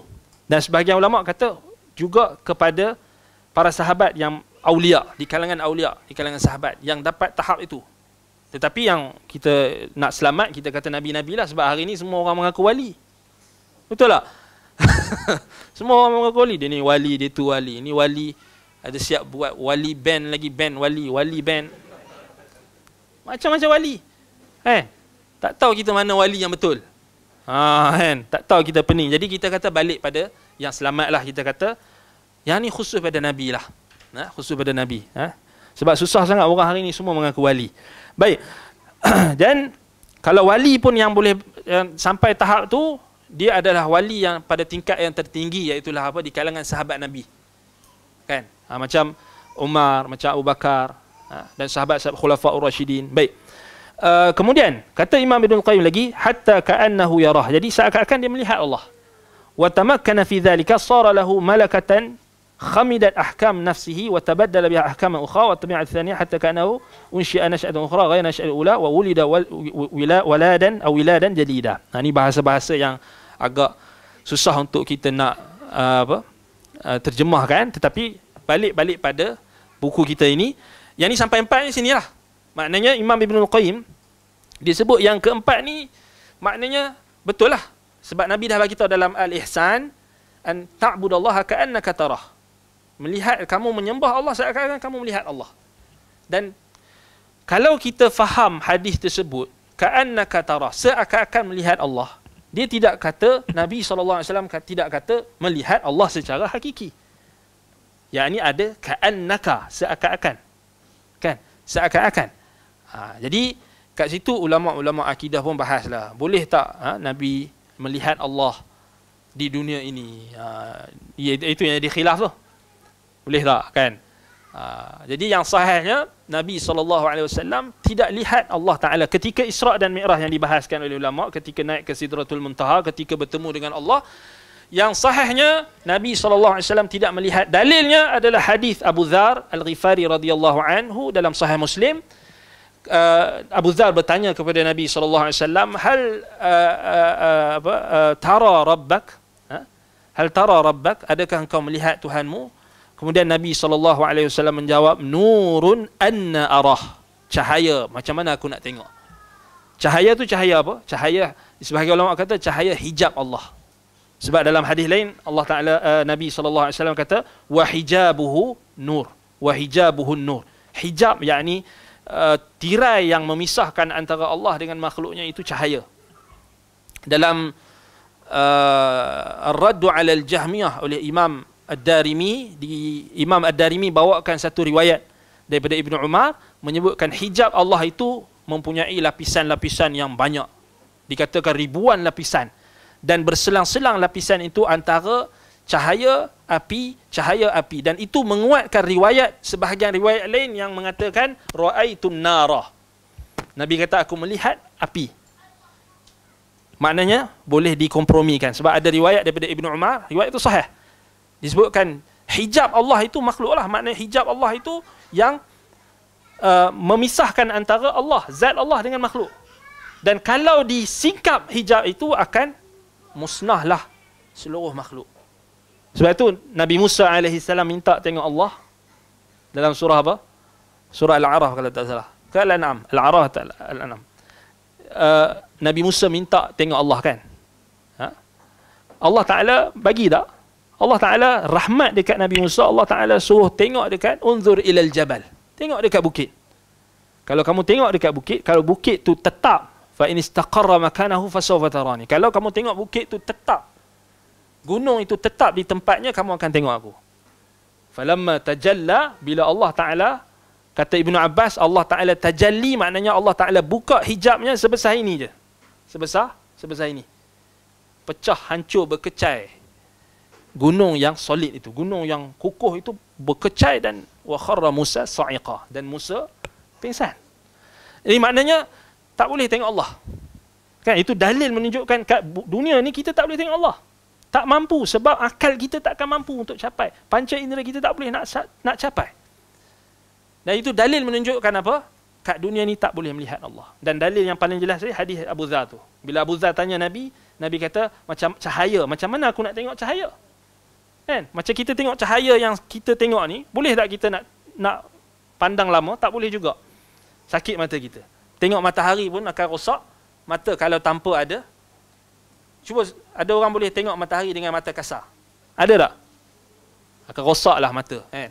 Jadi macam itulah kita. Kalau matahari yang makhluk Allah yang kecil itu di sisi Allah pun, kalau kita tengok dengan mata pandangan kita ni akan rosak. Bayangkan kalau nak tengok Allah. Sebab itu ulama kata apa? Walillahil mathalul a'la. Maka Allah itu mempunyai sifat yang tertinggi, baginya sifat yang tertinggi. Sebab itu Nabi SAW bagi perumpamaan, tengok bulan, kan? Kamu akan lihat Allah sebagaimana kamu melihat bulan. Innakum satarawna rabbakum kama tarawna al-qamara lailatal badri la tudammuna fi ru'yatih. Kamu akan melihat Tuhan sebagaimana kamu melihat bulan purnama pada waktu malam yang tidak ada sebarang awan ataupun tidak ada gangguan. Semua akan boleh tengok.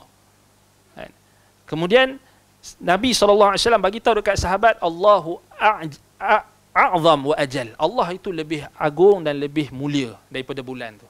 Maknanya itu panggil qiyasul aula. Qiyasul aula. Maknanya kat sini kita katakan tak bolehlah nak tengok Tuhan dekat bumi, dekat alam ini, dekat dunia, di alam dunia ini. Sebab itu kalau nak tengok Tuhan kena beramal. Kena, dalam hadis Nabi sebut dalam hadis tengok Tuhan tu, tengok Tuhan dekat dalam syurga nanti.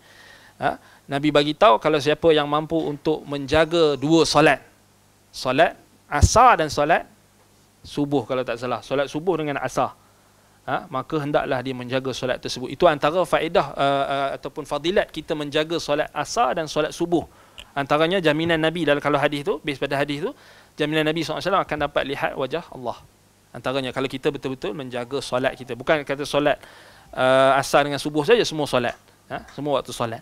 Baik, tapi yang ditekankan adalah solat-solat yang selalunya orang akan terbabas, orang yang selalu akan sibuk, orang akan lewat, tertinggal dan sebagainya. Itu selalulah asar dengan subuh, selalunya. Tapi zaman sekarang ni bukan kata asar dengan subuh je, maghrib pun orang boleh tinggal, orang boleh lupa, kan? Zuhur pun orang boleh lalaikan. Wallahul musta'an. Baik. Jadi itulah 4 perkara atau 4 martabat. 4 martabat yang kita katakan berkait dengan wajd yang sahih. Yang sahih. Baik, kita balik pada buku kita ini. Bantahan ulama ke atas wajd. Para ulama yang hidup pada kurun yang ke-6 Hijrah telah bangkit membantah pegangan ahli-ahli sufi yang ahli bid'ah yang mengiktikadkan wajd dan zauq. Zauq ni apa pula? Zauq ni maknanya rasa. Rasa. Termasuk ke dalam manhaj penerimaan ilmu di sisi mereka. Kerana ia kononnya membongkar ilmu-ilmu ketuhanan. Ini masalahnya. Maknanya garis dekat situ, kalau ada pen ke pensel garis dekat situ, ini masalahnya. Masalahnya kerana mereka memasukkan wajd dengan zauq ni dalam manhaj penerimaan ilmu. Tak logik langsung. Tak logik pasal apa kita kata? Sebab wajd ni kan kita dah sebut tadi, hadis tu, kalau kamu ambil wajada, kamu ambil situ, kamu ambil benda yang tak lengkap. Bila kamu ambil benda yang tak lengkap, kamu jadikan dia sebagai manhaj. Kamu jadikan dia sebagai manhaj dan sumber dalam penerimaan ilmu. Itu salah. Tak betul. Betul tak? Sebab itu sumber penerimaan ilmu di sisi ahli sunnah, kita kata Al-Quran, As-Sunnah, Ijma', Qiyas. Al-Quran, Sunnah dan Ijma'. Tidak ada kita kata kena tambah lagi wajd, zauq, ilham, mimpi, kasyaf. Banyak tu. Itu yang jadi kelang kabut tu pasal banyak sangat. Kan? Pasal banyak sangat. Dah lah banyak, lepas tu tak lepas pun yang banyak tu. Satu pun tak lepas. Quran pun tak baca. Quran pun tak faham macam mana nak bincang tentang wajd apa semua. Hadis pun tak lepas. Hadis pun, hadis yang palsu pun dia tak boleh beza dengan hadis yang sahih. Hadis yang dhaif dengan palsu pun dia tak boleh beza. Macam mana dia nak lepas benda yang kita kata bila dia ambil satu part, wajada, ambil satu je, wajd jadi sumber, zauq jadi sumber. Tak boleh. Kan? Baik. Kononnya membongkar ilmu-ilmu ketuhanan. Kan? Dahsyat tu. Ulama tersebut membantah tanggapan golongan tersebut. Antara tokoh yang paling kuat sekali membuat bantahan ialah Ibnu Jauzi. Bantahan Ibnu Jauzi. Baik, bagi Ibnu Jauzi, orang yang mendakwa mengalami wajd perlu berjaga-jaga agar kakinya tidak tergelincir. Namun wajh tersebut telah menyebabkan mereka mengoyakkan pakaian sendiri dan melakukan berbagai-bagai perkara mungkar menurut syarak. Orang itu sebenarnya telah dipermainkan oleh syaitan. Sebab itu Imam Ibnul Jauzi dinamakan kitab dia dalam bantahan dia terhadap golongan-golongan yang terkena talbis, belitan dan juga tipu daya iblis, itu dinamakan kitabnya Talbis Iblis. Kita punya ustaz, Ustaz Hashimi kalau tak salah kan, masih lagi mensyarahkan. Ke dah habis dah? Masih mensyarahkan di sini ke? Di sini ada kelas dia. Orang pakat-pakat datang nak tahu talbis tu, pakat-pakat promote kuliah asatizah kita. Baik, talbis iblis kan. Itu lebih detail. Jadi kata sini dipermainkan oleh syaitan. Bagi beliau hati-hati para sahabat Nabi SAW merupakan hati-hati yang paling suci. Namun mereka tidak mengalami wajd sebagaimana yang berlaku kepada ahli-ahli sufi tersebut, melainkan sekadar menangis dan menunjukkan perasaan yang khusyuk sahaja. Tidak dinafikan berlaku beberapa perkara pelik kepada sesetengah dalam kalangan mereka, namun setelah perkara tersebut sampai kepada Rasulullah SAW, baginda membantahnya. Ibnu Jauzi berhujah dengan hadis yang diriwayatkan daripada Al-Irbad Ibn Sariyah yang menjelaskan, wa'adhana Rasulullah SAW yawman ba'da salatil ghadah mau'izatan balighah zarafat minha al-uyun wa wajilat minha al-qulub. Rasulullah SAW pernah menasihati kami dengan satu nasihat yang menyebabkan air mata mengalir dan hati-hati menjadi takut, menjadi kecut, menjadi takut, gerun. Ibnu Jauzi juga meriwayatkan dengan sanadnya daripada Abu Hazim, katanya satu ketika Ibnu Umar lalu di hadapan seorang lelaki yang jatuh pingsan di Iraq. Ibnu Umar berkata, apa hal lelaki ni? Apa hal kamu ni? Orang ramai menyatakan apabila Al-Quran dibacakan kepadanya, beliau akan menghadapi keadaan seperti ini. Maknanya jatuh pingsan. Dengar Quran jatuh pingsan. Ibnu Umar pun kata, apa hal kau ni? Kan? Malaka, itulah kan, apa hal kau ni? Beliau akan menghadapi yang sini. Ibnu Umar menyatakan, kami takut kepada Allah Azza wa Jalla, namun kami tidak pula jatuh pingsan. Mungkinlah dia faham dia nak menghayati kisah Nabi Musa kot. Wa kharra Musa sa'iqa, itu pun tak sedar diri. Kan mungkin kan? Mungkin dia lepas ni kalau kita bawa kisah ni, mungkin ada orang yang akan berhujah, dia kata, tu Nabi Musa pingsan. Wa kharra Musa sa'iqa, lepas minta dengar. Kita balik pada martabat wajh tadi. Nabi Musa, Nabi kot. Ihsan, dia dah sampai ke muncul ihsan. Kalau ikut martabat yang keempat, al-wujud, dia dah sampai tahap wujud. Kamu baru tawajud. Kan? Dia sampai wujud. Dia dah sampai ihsan. Dia dah, maknanya itu pun kita kata dalam Quran tu, ayat tu kamu pun baca tak faham. Permintaan Nabi Musa AS itu adalah sesuatu yang salah, betul tak? Sebab apa salah? Sebab lepas tu Nabi Musa minta ampun. Takkan kamu nak ikut apa yang Nabi Musa buat salah tu, kamu nak ikut. Allah Ta'ala tak suruh kamu ikut benda tu. Dia pergi kalut, pergi cari pengsan. Orang baca benda lain. Orang baca ayat tu, wa kharra Musa sa'iqa, orang kita rasa keagungan Allah, betul tak? Bukan kita rasa nak, macam mana cara-cara nak pengsan macam Nabi Musa. Itu bukan. Itu cara faham Quran masalah. Kan? Kita jangan hairan dan pelik kalau ada orang yang bagi alasan macam tu. Sebab dia kira ikut terhadap dia Quran. Tak ada ikut tafsir ke, tak ada ikut usul tafsir ke, tak ada apa. Dia main ikut terhadap, dia main cherry picking. Ambil hak mana? Nampak type dekat Google pengsan. Cari, keluar ayat Quran pengsan Nabi Musa. Ni dalil kita boleh pengsan. Orang zaman sekarang. Memanglah tak ada lagi. Mungkin nanti lama-lama orang lupa. Mungkin ada. Tapi dah ada dah. Dah ada dah kan. Dulu ingat lagi yang apa? Menari. Kan? Alladzina yadhkuruna Allaha qiyaman wa qu'udan. Dia bagi dalil tu. Ni kata bolehnya zikir sambil menari. Ni dalil ya. Macam tu sama. Passion sama. Sama. Supotula kalau orang Kelantan kata supotula. Supotula kayak gitu. Kan? Maknanya sama je. Baik. Jadi sahabat Nabi macam dalam hadis Irbad bin Sariyah tadi, sahabat Nabi mereka tahap mereka kalau mereka rasa takut, mereka menangis.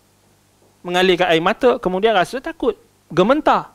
Itu saja, tak ada sampai pingsan. Betul tak? Sebab itu Ibnu Umar bantah. Kami pun takut juga. Bukan kamu seorang takut. Kan? Tapi tak adalah sampai pingsan. Kan? Jadi sampai pingsan tu maknanya melampau lah.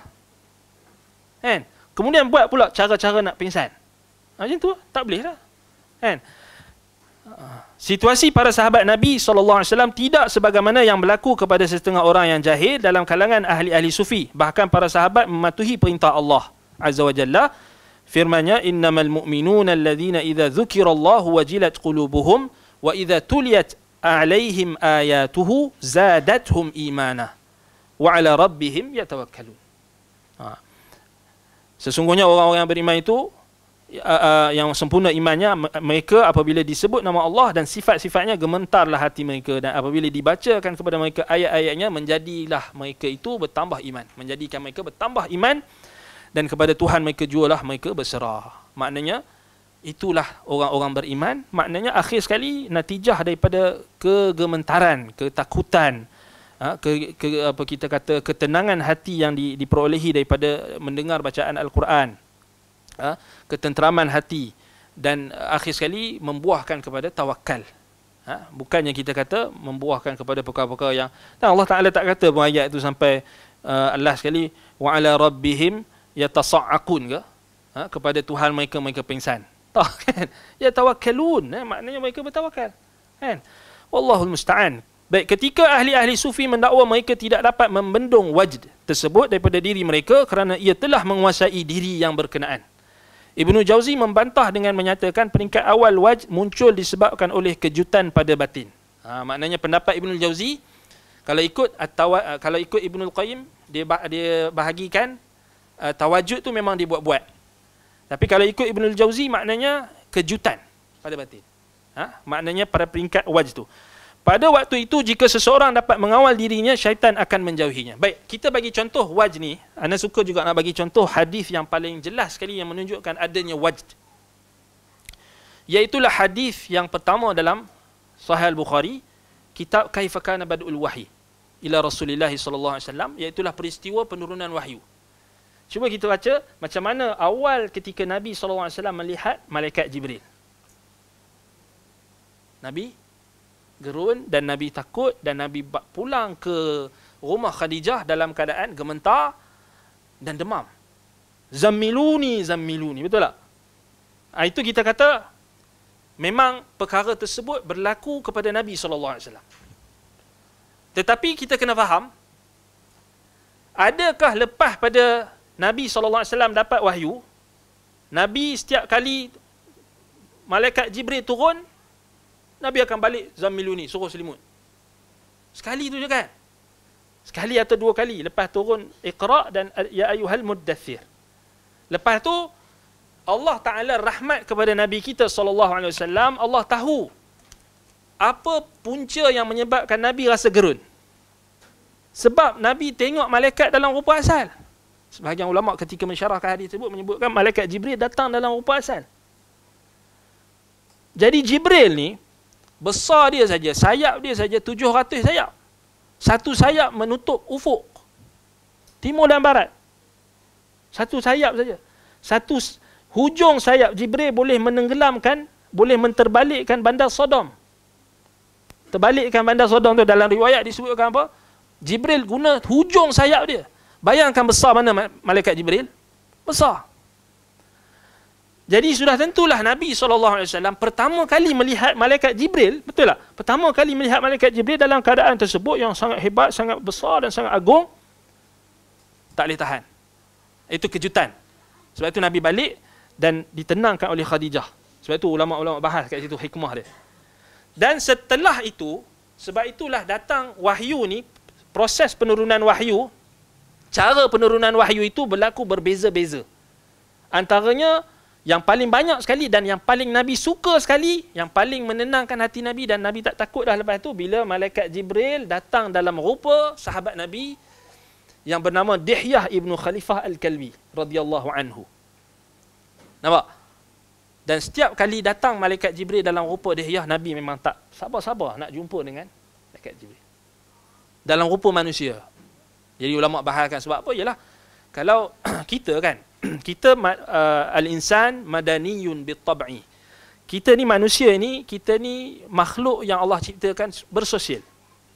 Madaniyun tab'i, kita ni makhluk yang kena bersosial. Sesama kita.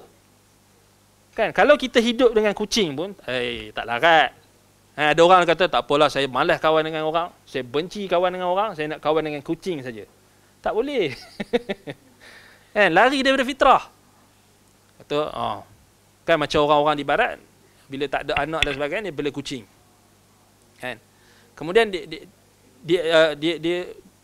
dia boleh dapat, kita kata, kepuasan dan sebagainya.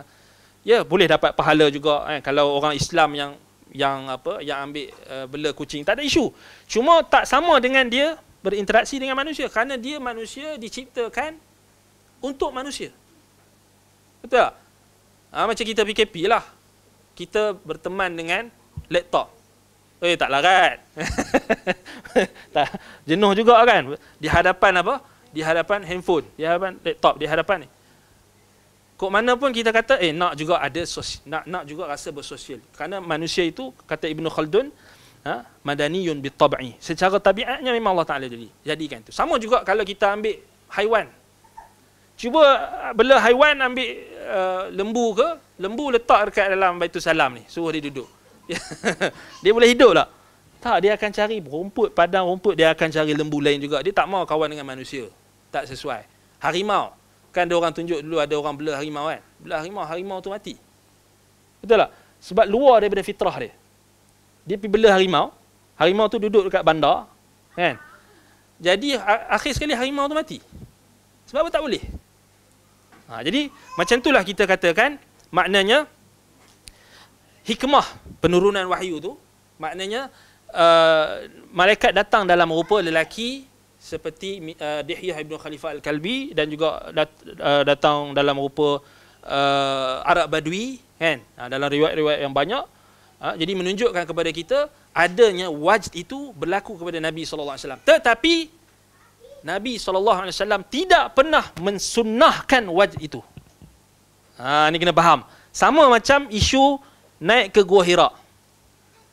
Lepas turun wahyu yang pertama, Iqra, 5 ayat pertama dalam surah Al-Alaq, ada tak riwayat yang sebut Nabi naik balik Gua Hira?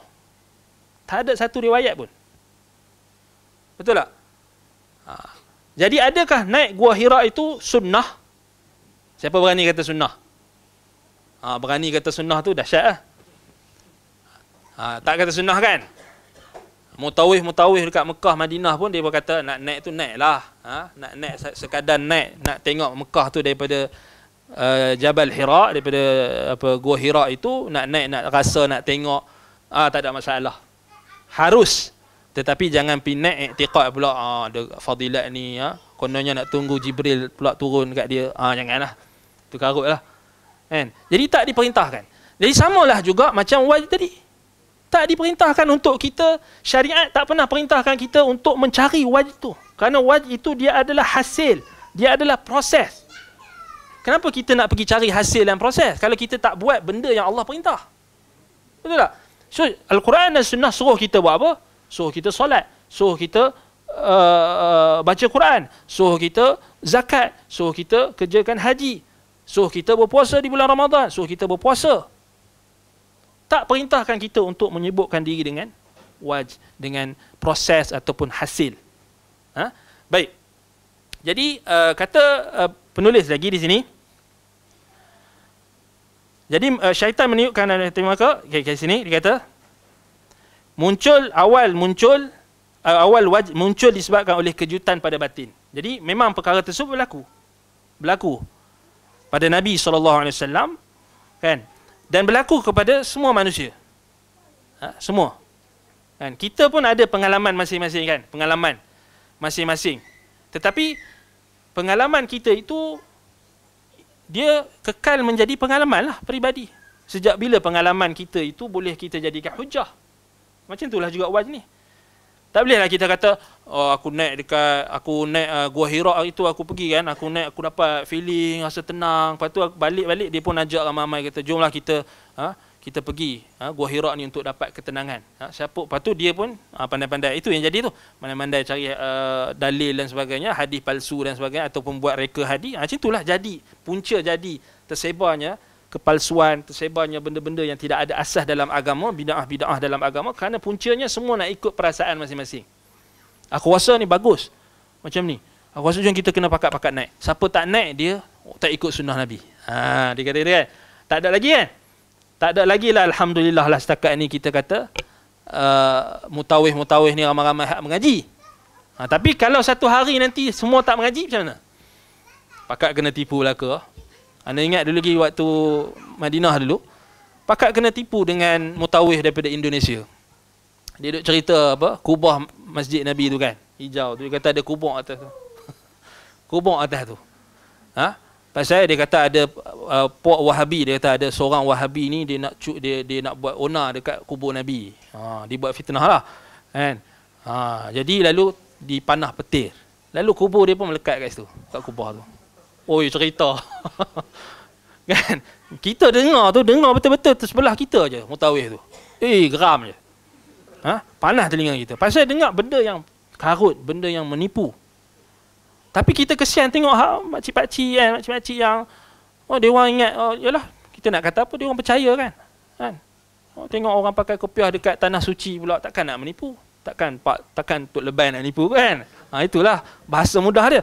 Jadi kita kata kita sedih kadang-kadang kan, benda-benda yang macam tu mungkinlah sekarang ni berkurangan, tapi kita kata kita tak boleh bersangka baik lah. Benda ni kerana kejahilan tu tetap dan sentiasa akan ada. Kita kena ingatkan. Baik.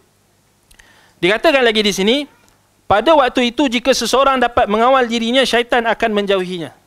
Tetapi jika dia mengabaikannya dan tidak mempedulikan kemunculan wajh itu, wajh tersebut tidak akan berlaku. Namun jika dia suka kalau orang ramai melihat apa yang berlaku kepada dirinya, syaitan akan meniupkan ke dalam hatinya, lalu dia akan mengalami kejutan mengikut tahap tiupan syaitan tersebut.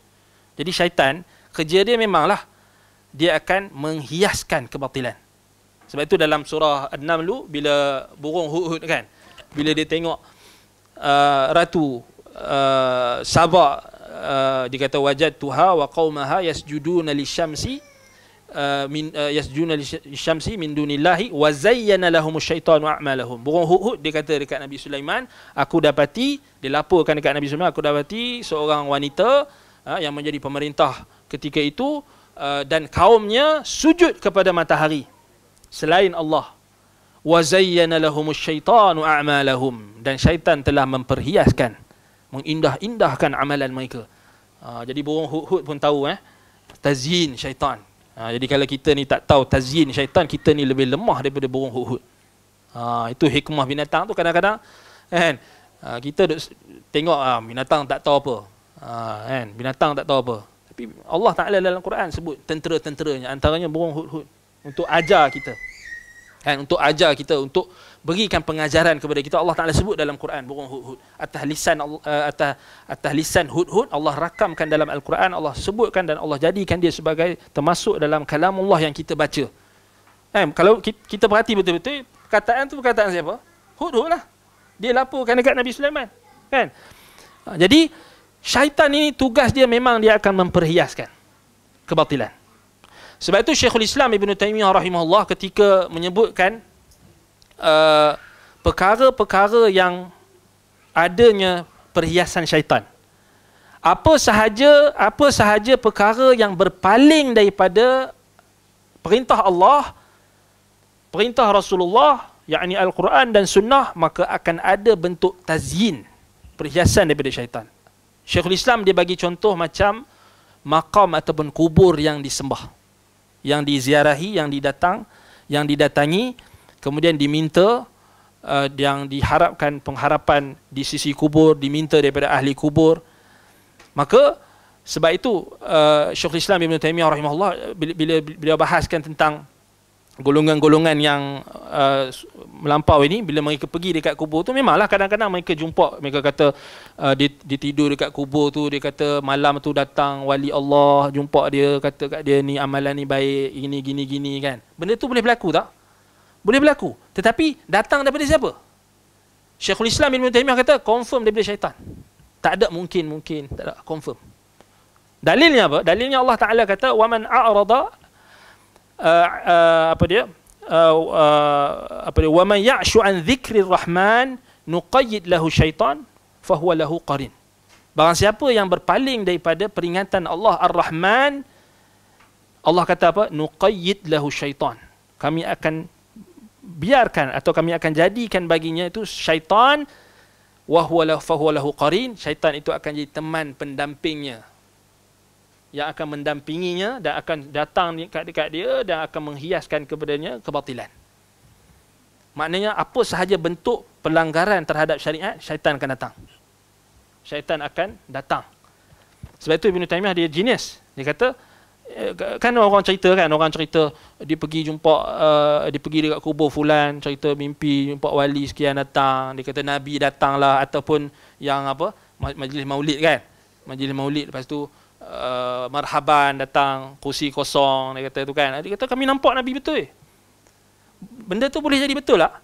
Betul yang dia nampak, tapi bukan Nabi, syaitan. Sebab apa? Apa sahaja dalil daripada Quran, Allah kata wa may ya'shu an dzikri rahman nuqayyid lahu syaitan fahuwa lahu qarin. Siapa yang berpaling daripada peringatan Allah Ar-Rahman, maknanya berpaling daripada Quran, tak mau mengamalkan Quran, tak mau mengamalkan sunnah, berpaling, dia nak buat cara sendiri, ibadat sendiri, zikir sendiri, cara sendiri, tak mau ikut sunnah, memang Allah akan bagi syaitan jadi pendamping dia. Dan kadang-kadang syaitan tu datang, memang datang dalam rupa wali, datang pakai jubah, pakai serban, takkan pakai serban, pakai jubah sesat kot, kan? Itu kan, maknanya dia menghiaskan. Macam guru kami Syekh Al-Utsaimin cerita tentang satu kisah ni, kisah orang sufi juga, yang mana ada dua orang lelaki ni. Seorang ni dia ikut tarikat tok guru dia, seorang lagi ni orang awam, kawan dia ni orang awam. Jadi si sufi ni, dia dah ada pengalaman. Dia kata dia pergi join tarikat Syekh Fulan.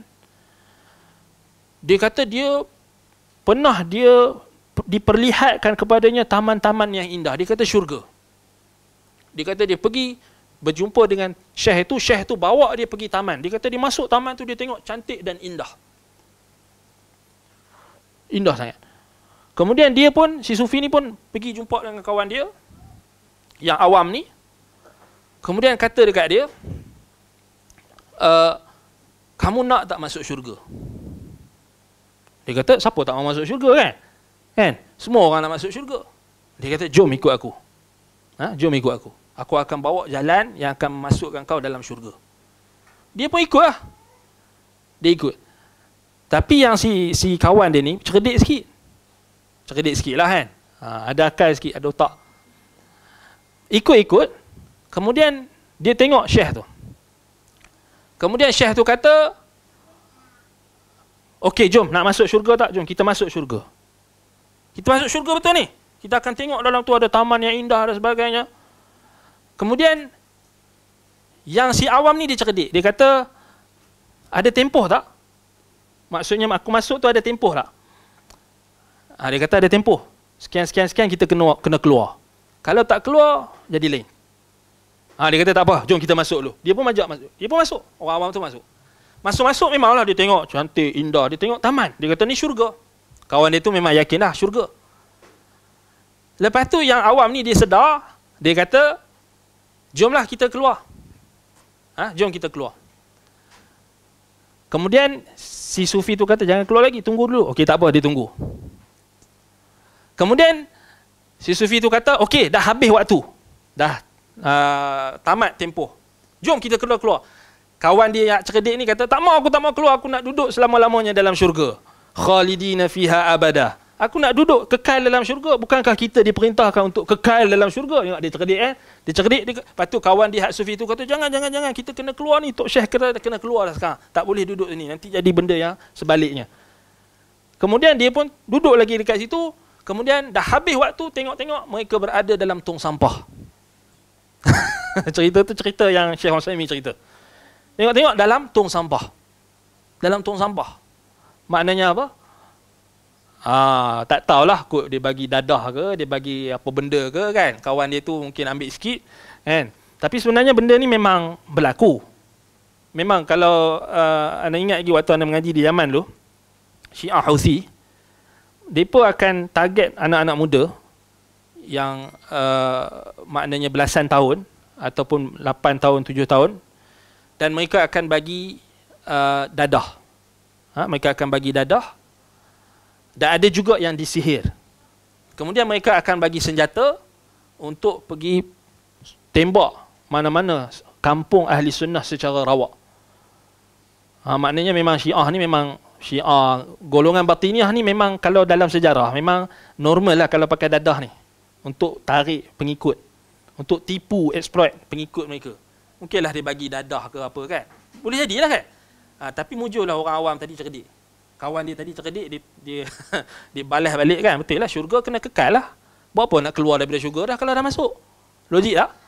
Jadi menunjukkan syurga yang ditawarkan oleh Tok Guru tarikat tadi itu adalah dusta. Maknanya kadang-kadang memang benda tu mungkin dibuat, apa kita kata, mungkin sihir dan sebagainya, mungkin boleh kan. Tetapi kita kata itu cara dia. Maknanya kita lawan dengan akal yang Allah Ta'ala bagi, fitrah.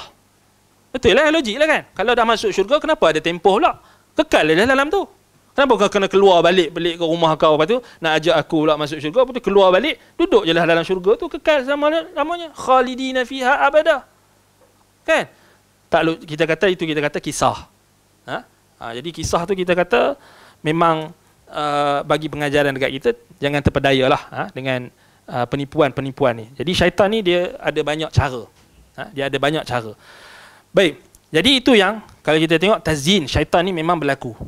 Memang berlaku. Sebab itu yalah benda ni kita kata pengalaman macam orang kan, dia kata aku mimpi jumpa ni wali, nabi dan sebagainya. Tak boleh, kita tak boleh nak tentukan hal tersebut memang benar-benar ianya adalah hakikat, benar-benar betul.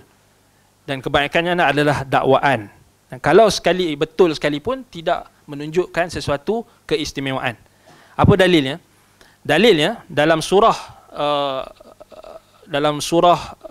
Taha.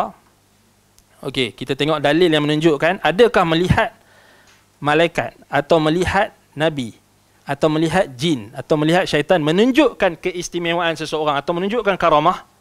Selalu orang kata kan, kami tengok nabi, kami tengok malaikat, kami tengok ini. Tapi dia tak sedar, tengok malaikat saja tak menunjukkan kemuliaan. Tengok nabi saja tak menunjukkan kemuliaan. Tengok apa lagi? Tengok jin, boleh berdialog dengan jin ke apa ke, sentuh jin ke, pegang jin, tak menunjukkan kemuliaan, tak semestinya. Dalilnya adalah ayat berkenaan dengan kisah Samiri. Dalam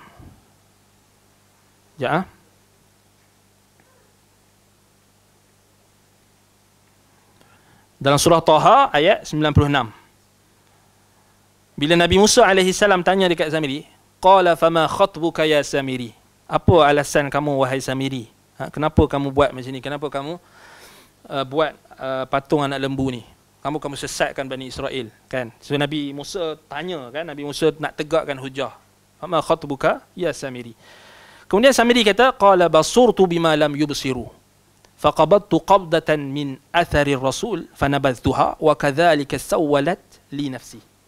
Dia kata, jadi Samiri jawab, basurtu bima lam yubsiru bih. Aku dapat tengok dan tahu sedar apa yang tidak diketahui oleh orang lain, oleh mereka. Apa dia yang dia tengok tu? Sini ulama tafsir bahas. Ulama tafsir bahas. Dan ini antara satu-satunya riwayat, antara salah satu riwayat Israiliyat yang paling bermanfaat untuk memahami ayat ni. Sebagaimana kata, tak salah ana, Syekh Musa'id Tayyar hafizahullah, dan juga ulama-ulama tafsir yang membuat kajian tentang Israiliyat, mereka kata kisah riwayat Israiliyat yang paling bermanfaat untuk faham ayat, antaranya riwayat yang mengatakan bahawasanya Samiri melihat malaikat Jibril ketika nak bertemu dengan Nabi Musa alaihi salam. Sebab itu dia kata basurtu bima lam yubsiru bihi. Aku nampak apa yang orang lain tak nampak. Sebab itu ulama bahas. Ulama kata dia nampak apa? Dia nampak apa? Samiri ni baik ke? Sesat.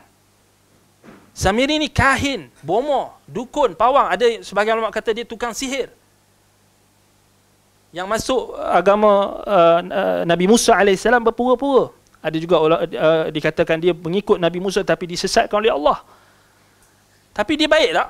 Tapi dia kata dia tengok malaikat Jibril. Basurtu bima lam yubsiru bihi.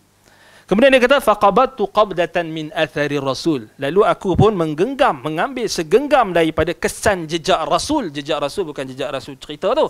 Jejak Jibril. Rasul kat situ maknanya malaikat Jibril. Ulama tafsir kata tapak kaki kuda Jibril. Kan? Fanabathtuha wa kadzalika sawwalat li nafsi. Kemudian dia pun buatlah anak patung tu berdasarkan sihir yang dia ada itu. Kalau kita ikut pendapat ulama yang kata dia guna sihir. Ada yang kata dia guna ilmu perbomohan, kahanah. Kan? Jadi Samiri kalau orang yang duk dawa dia kata syekh aku tengok malaikat, syekh aku tengok nabi, syekh aku tengok Tuhan. Kita bawa ayat ni. Kan? Sama juga iblis tengok Tuhan tak? Tengok Allah. Tengok. Jadi ada isu tak? Adakah iblis tu jadi mulia dan hebat disebabkan dia tengok Tuhan? Tak. Sama juga macam Samiri. Sebab itu kita kata tak semestinya. Kadang-kadang kan ada orang kan dia terlampau sangat, dia terlampau obses. Dia kata tengok tok guru kami jumpa malaikat, jumpa nabi.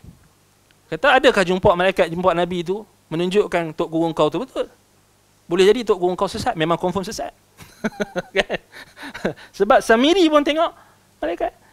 Ini masalahnya tengok saja, adakah malaikat tu bagi wahyu dekat dia? Tak. Kau bukan nabi. Itu kan. Jadi kita kena faham. Jadi itu kalau seingat anda itu antara salah satu riwayat Israiliyat yang paling bermanfaat untuk faham ayat tu. Sebab dia ada counter kepada golongan-golongan sesat ni. Sebab kita nak rat kan orang-orang yang sesat duk dakwa sikit-sikit tengok malaikat lah, tengok nabi lah, tengok itulah, tengok inilah. Kan semua benda. Ayam pun tengok malaikat betul tak? Dalam hadis riwayat Imam Al-Bukhari. Nabi SAW sebut kalau kamu dengar kokokan ayam, maka bacalah doa. Nabi suruh baca doa. Kerana malaikat melihat, kerana ayam yang berkokok itu melihat malaikat. Melihat malaikat. Sebab tu orang tua-tua dulu dia belayam. Pasal apa? Pasal bukan tengok malaikat tu. Pasal dulu tak ada apa? Dulu kita kata alam kan. Alam tu ayam kokok tu lah. Alam orang dulu-dulu. Mana ada jam canggih-canggih. Kita jam sekarang ni macam-macam. Ringtone nya dengan macam-macam tapi tak bangun-bangun juga. Orang dulu-dulu dengan ayam kokok je bangkit. Solat malam, solat subuh, solat ni kan kita sekarang ni macam-macam alam keliling kepala tapi tak Allah musta'an. Kan? Jadi kat situ kan maknanya malaikat tengok ayam tengok malaikat. Jadi adakah ayam tu kita kena ambil ilmu daripada ayam? Logik. Kalau logik depa, kamu kena pergi menuntut dengan ayam. Lepas ni bisnes ayam maju lah. Mai pakat-pakat kita ambil ilmu daripada ayam. Sebab ayam dapat wahyu, dapat tengok malaikat. Bukan dapat wahyu, dapat tengok malaikat. Jadi dia hebat. Dia wali Allah. Lagi jadi wali ayam. Tak betul kan?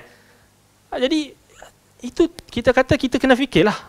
Jadi adakah semata-mata melihat malaikat itu menunjukkan kelebihan? Sama juga macam ulama bahaskan tentang isu Ibnu Sayyad. Ibnu Sayyad yang sahabat confused dia tu dajjal atau tak kan. Sebab itu ulama bahas kan. Dia nampak apa yang tak nampak. Sama juga. Adakah menunjukkan kelebihan dia? Kan? Tidak juga. Bahkan Nabi SAW ketika itu mengatakan dia dusta dan Nabi SAW hina dia. Nabi SAW kata ikhsa kan. Ikhsa Nabi hina dia kan. Kemudian sahabat-sahabat ada yang bersumpah kata dia dajjal walaupun sebagai ulama memang bahaskan isu itu. Yang Ibnu Sayyad ni ketika itu dia adalah dajjal min dajjajilah, dajjal kecil kerana dia berdusta. Kerana kita tahu dia daripada keturunan Yahudi dan dia yang maknanya keluarga dia tu orang Yahudi ketika itu memanglah biasalah sihir bomoh ni. So orang yang terlibat dalam sihir dengan bomoh ni dia memang dajjal lah. Dajjal kecil. Dalam mukadimah Sahih Muslim kan Nabi sebut dajjalun kadzabun. Kan? Dajjal yang pendusta besar. Mereka mendatangkan kepada kamu apa yang tak pernah kamu dan bapa-bapa kamu dengar. Kan? Tahzir Nabi terhadap dajjal pendusta-pendusta antaranya bomoh-bomoh, dukun-dukun dan sebagainya. Jadi Samiri pun sama macam tu, Ibnu Sayyad dan juga ayam tadi. Ayam jangan lupa ayam. Sebab ada dalil kan? Ada dalil mana ayam tu nampak malaikat. Sama juga macam azab. Dia orang nampak. Jadi adakah menunjukkan kelebihan? Sebab itu kita kata jangan kita terpedaya dengan orang yang mendakwa pengalaman-pengalaman kerohanian, yang mendakwa kononnya dia dengar orang kena azab, dia dengar kiamat dah nak berlaku dan sebagainya, kononnya gini. Itu kita kata tak memberi apa-apa kesan terhadap proses pengambilan agama dan juga pendalilan dalam agama. Jadi kalau dia dengar seorang-seorang. Tak payahlah dia nak canang dekat orang, kemudian buat pula sesi khas untuk mensyarahkan pengalaman dia. Tak perlu. Tak perlu. Kena ajar Quran dengan sunnah. Kena belajar. Kalau tak tahu, belajar. Baik. Dah habis waktu. Dah habis waktu.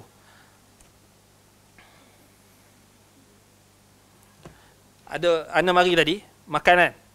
Ana tak makan lagi sebenarnya. Tak makan daripada pagi tadi makan sarapan, ada kelas. Ana tak makan lagi. Tapi itu kebiasaan Ana. Kebiasaan. Maknanya kalau ada kuliah, kalau ada daurah, Ana tak boleh makan. Sebab Ana nak fokus pada penyampaian. Ana tak boleh makan. Tak, tu cara Ana. Tu cara Ana. Tapi Ana tak boleh paksa orang lain. Itu maksudnya pengalaman kita berbeza-beza. Cara kita berbeza-beza. Kalau Ana makan, Ana rasa Ana pancit. Maknanya Ana tak larat.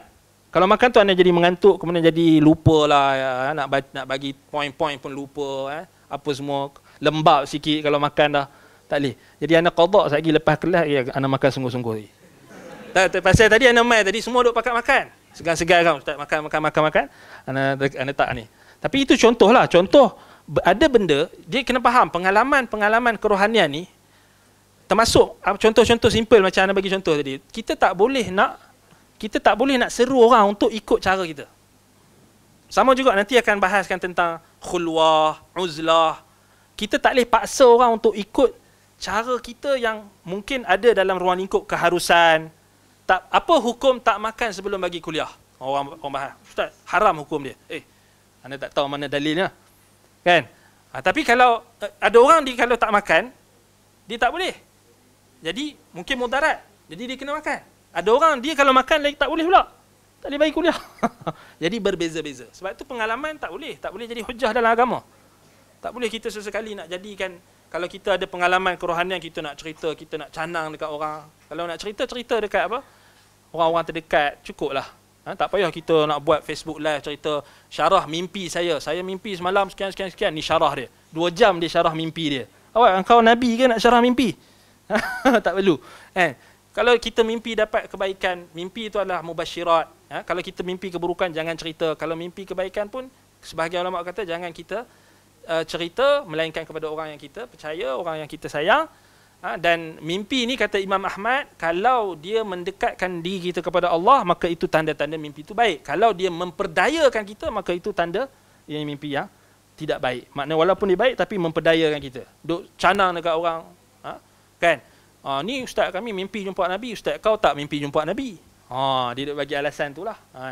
Jumpa Nabi, jumpa malaikat, semua tu tak boleh pakai. Baik, jadi ana rasa cukup setakat itu. Al-Fadhil Ustaz Mubarak sampai dah. Naktafi bihadzal qadar. Aqulu qawli hadza wa astaghfirullah li wa lakum. Wassalamu alaikum warahmatullahi wabarakatuh.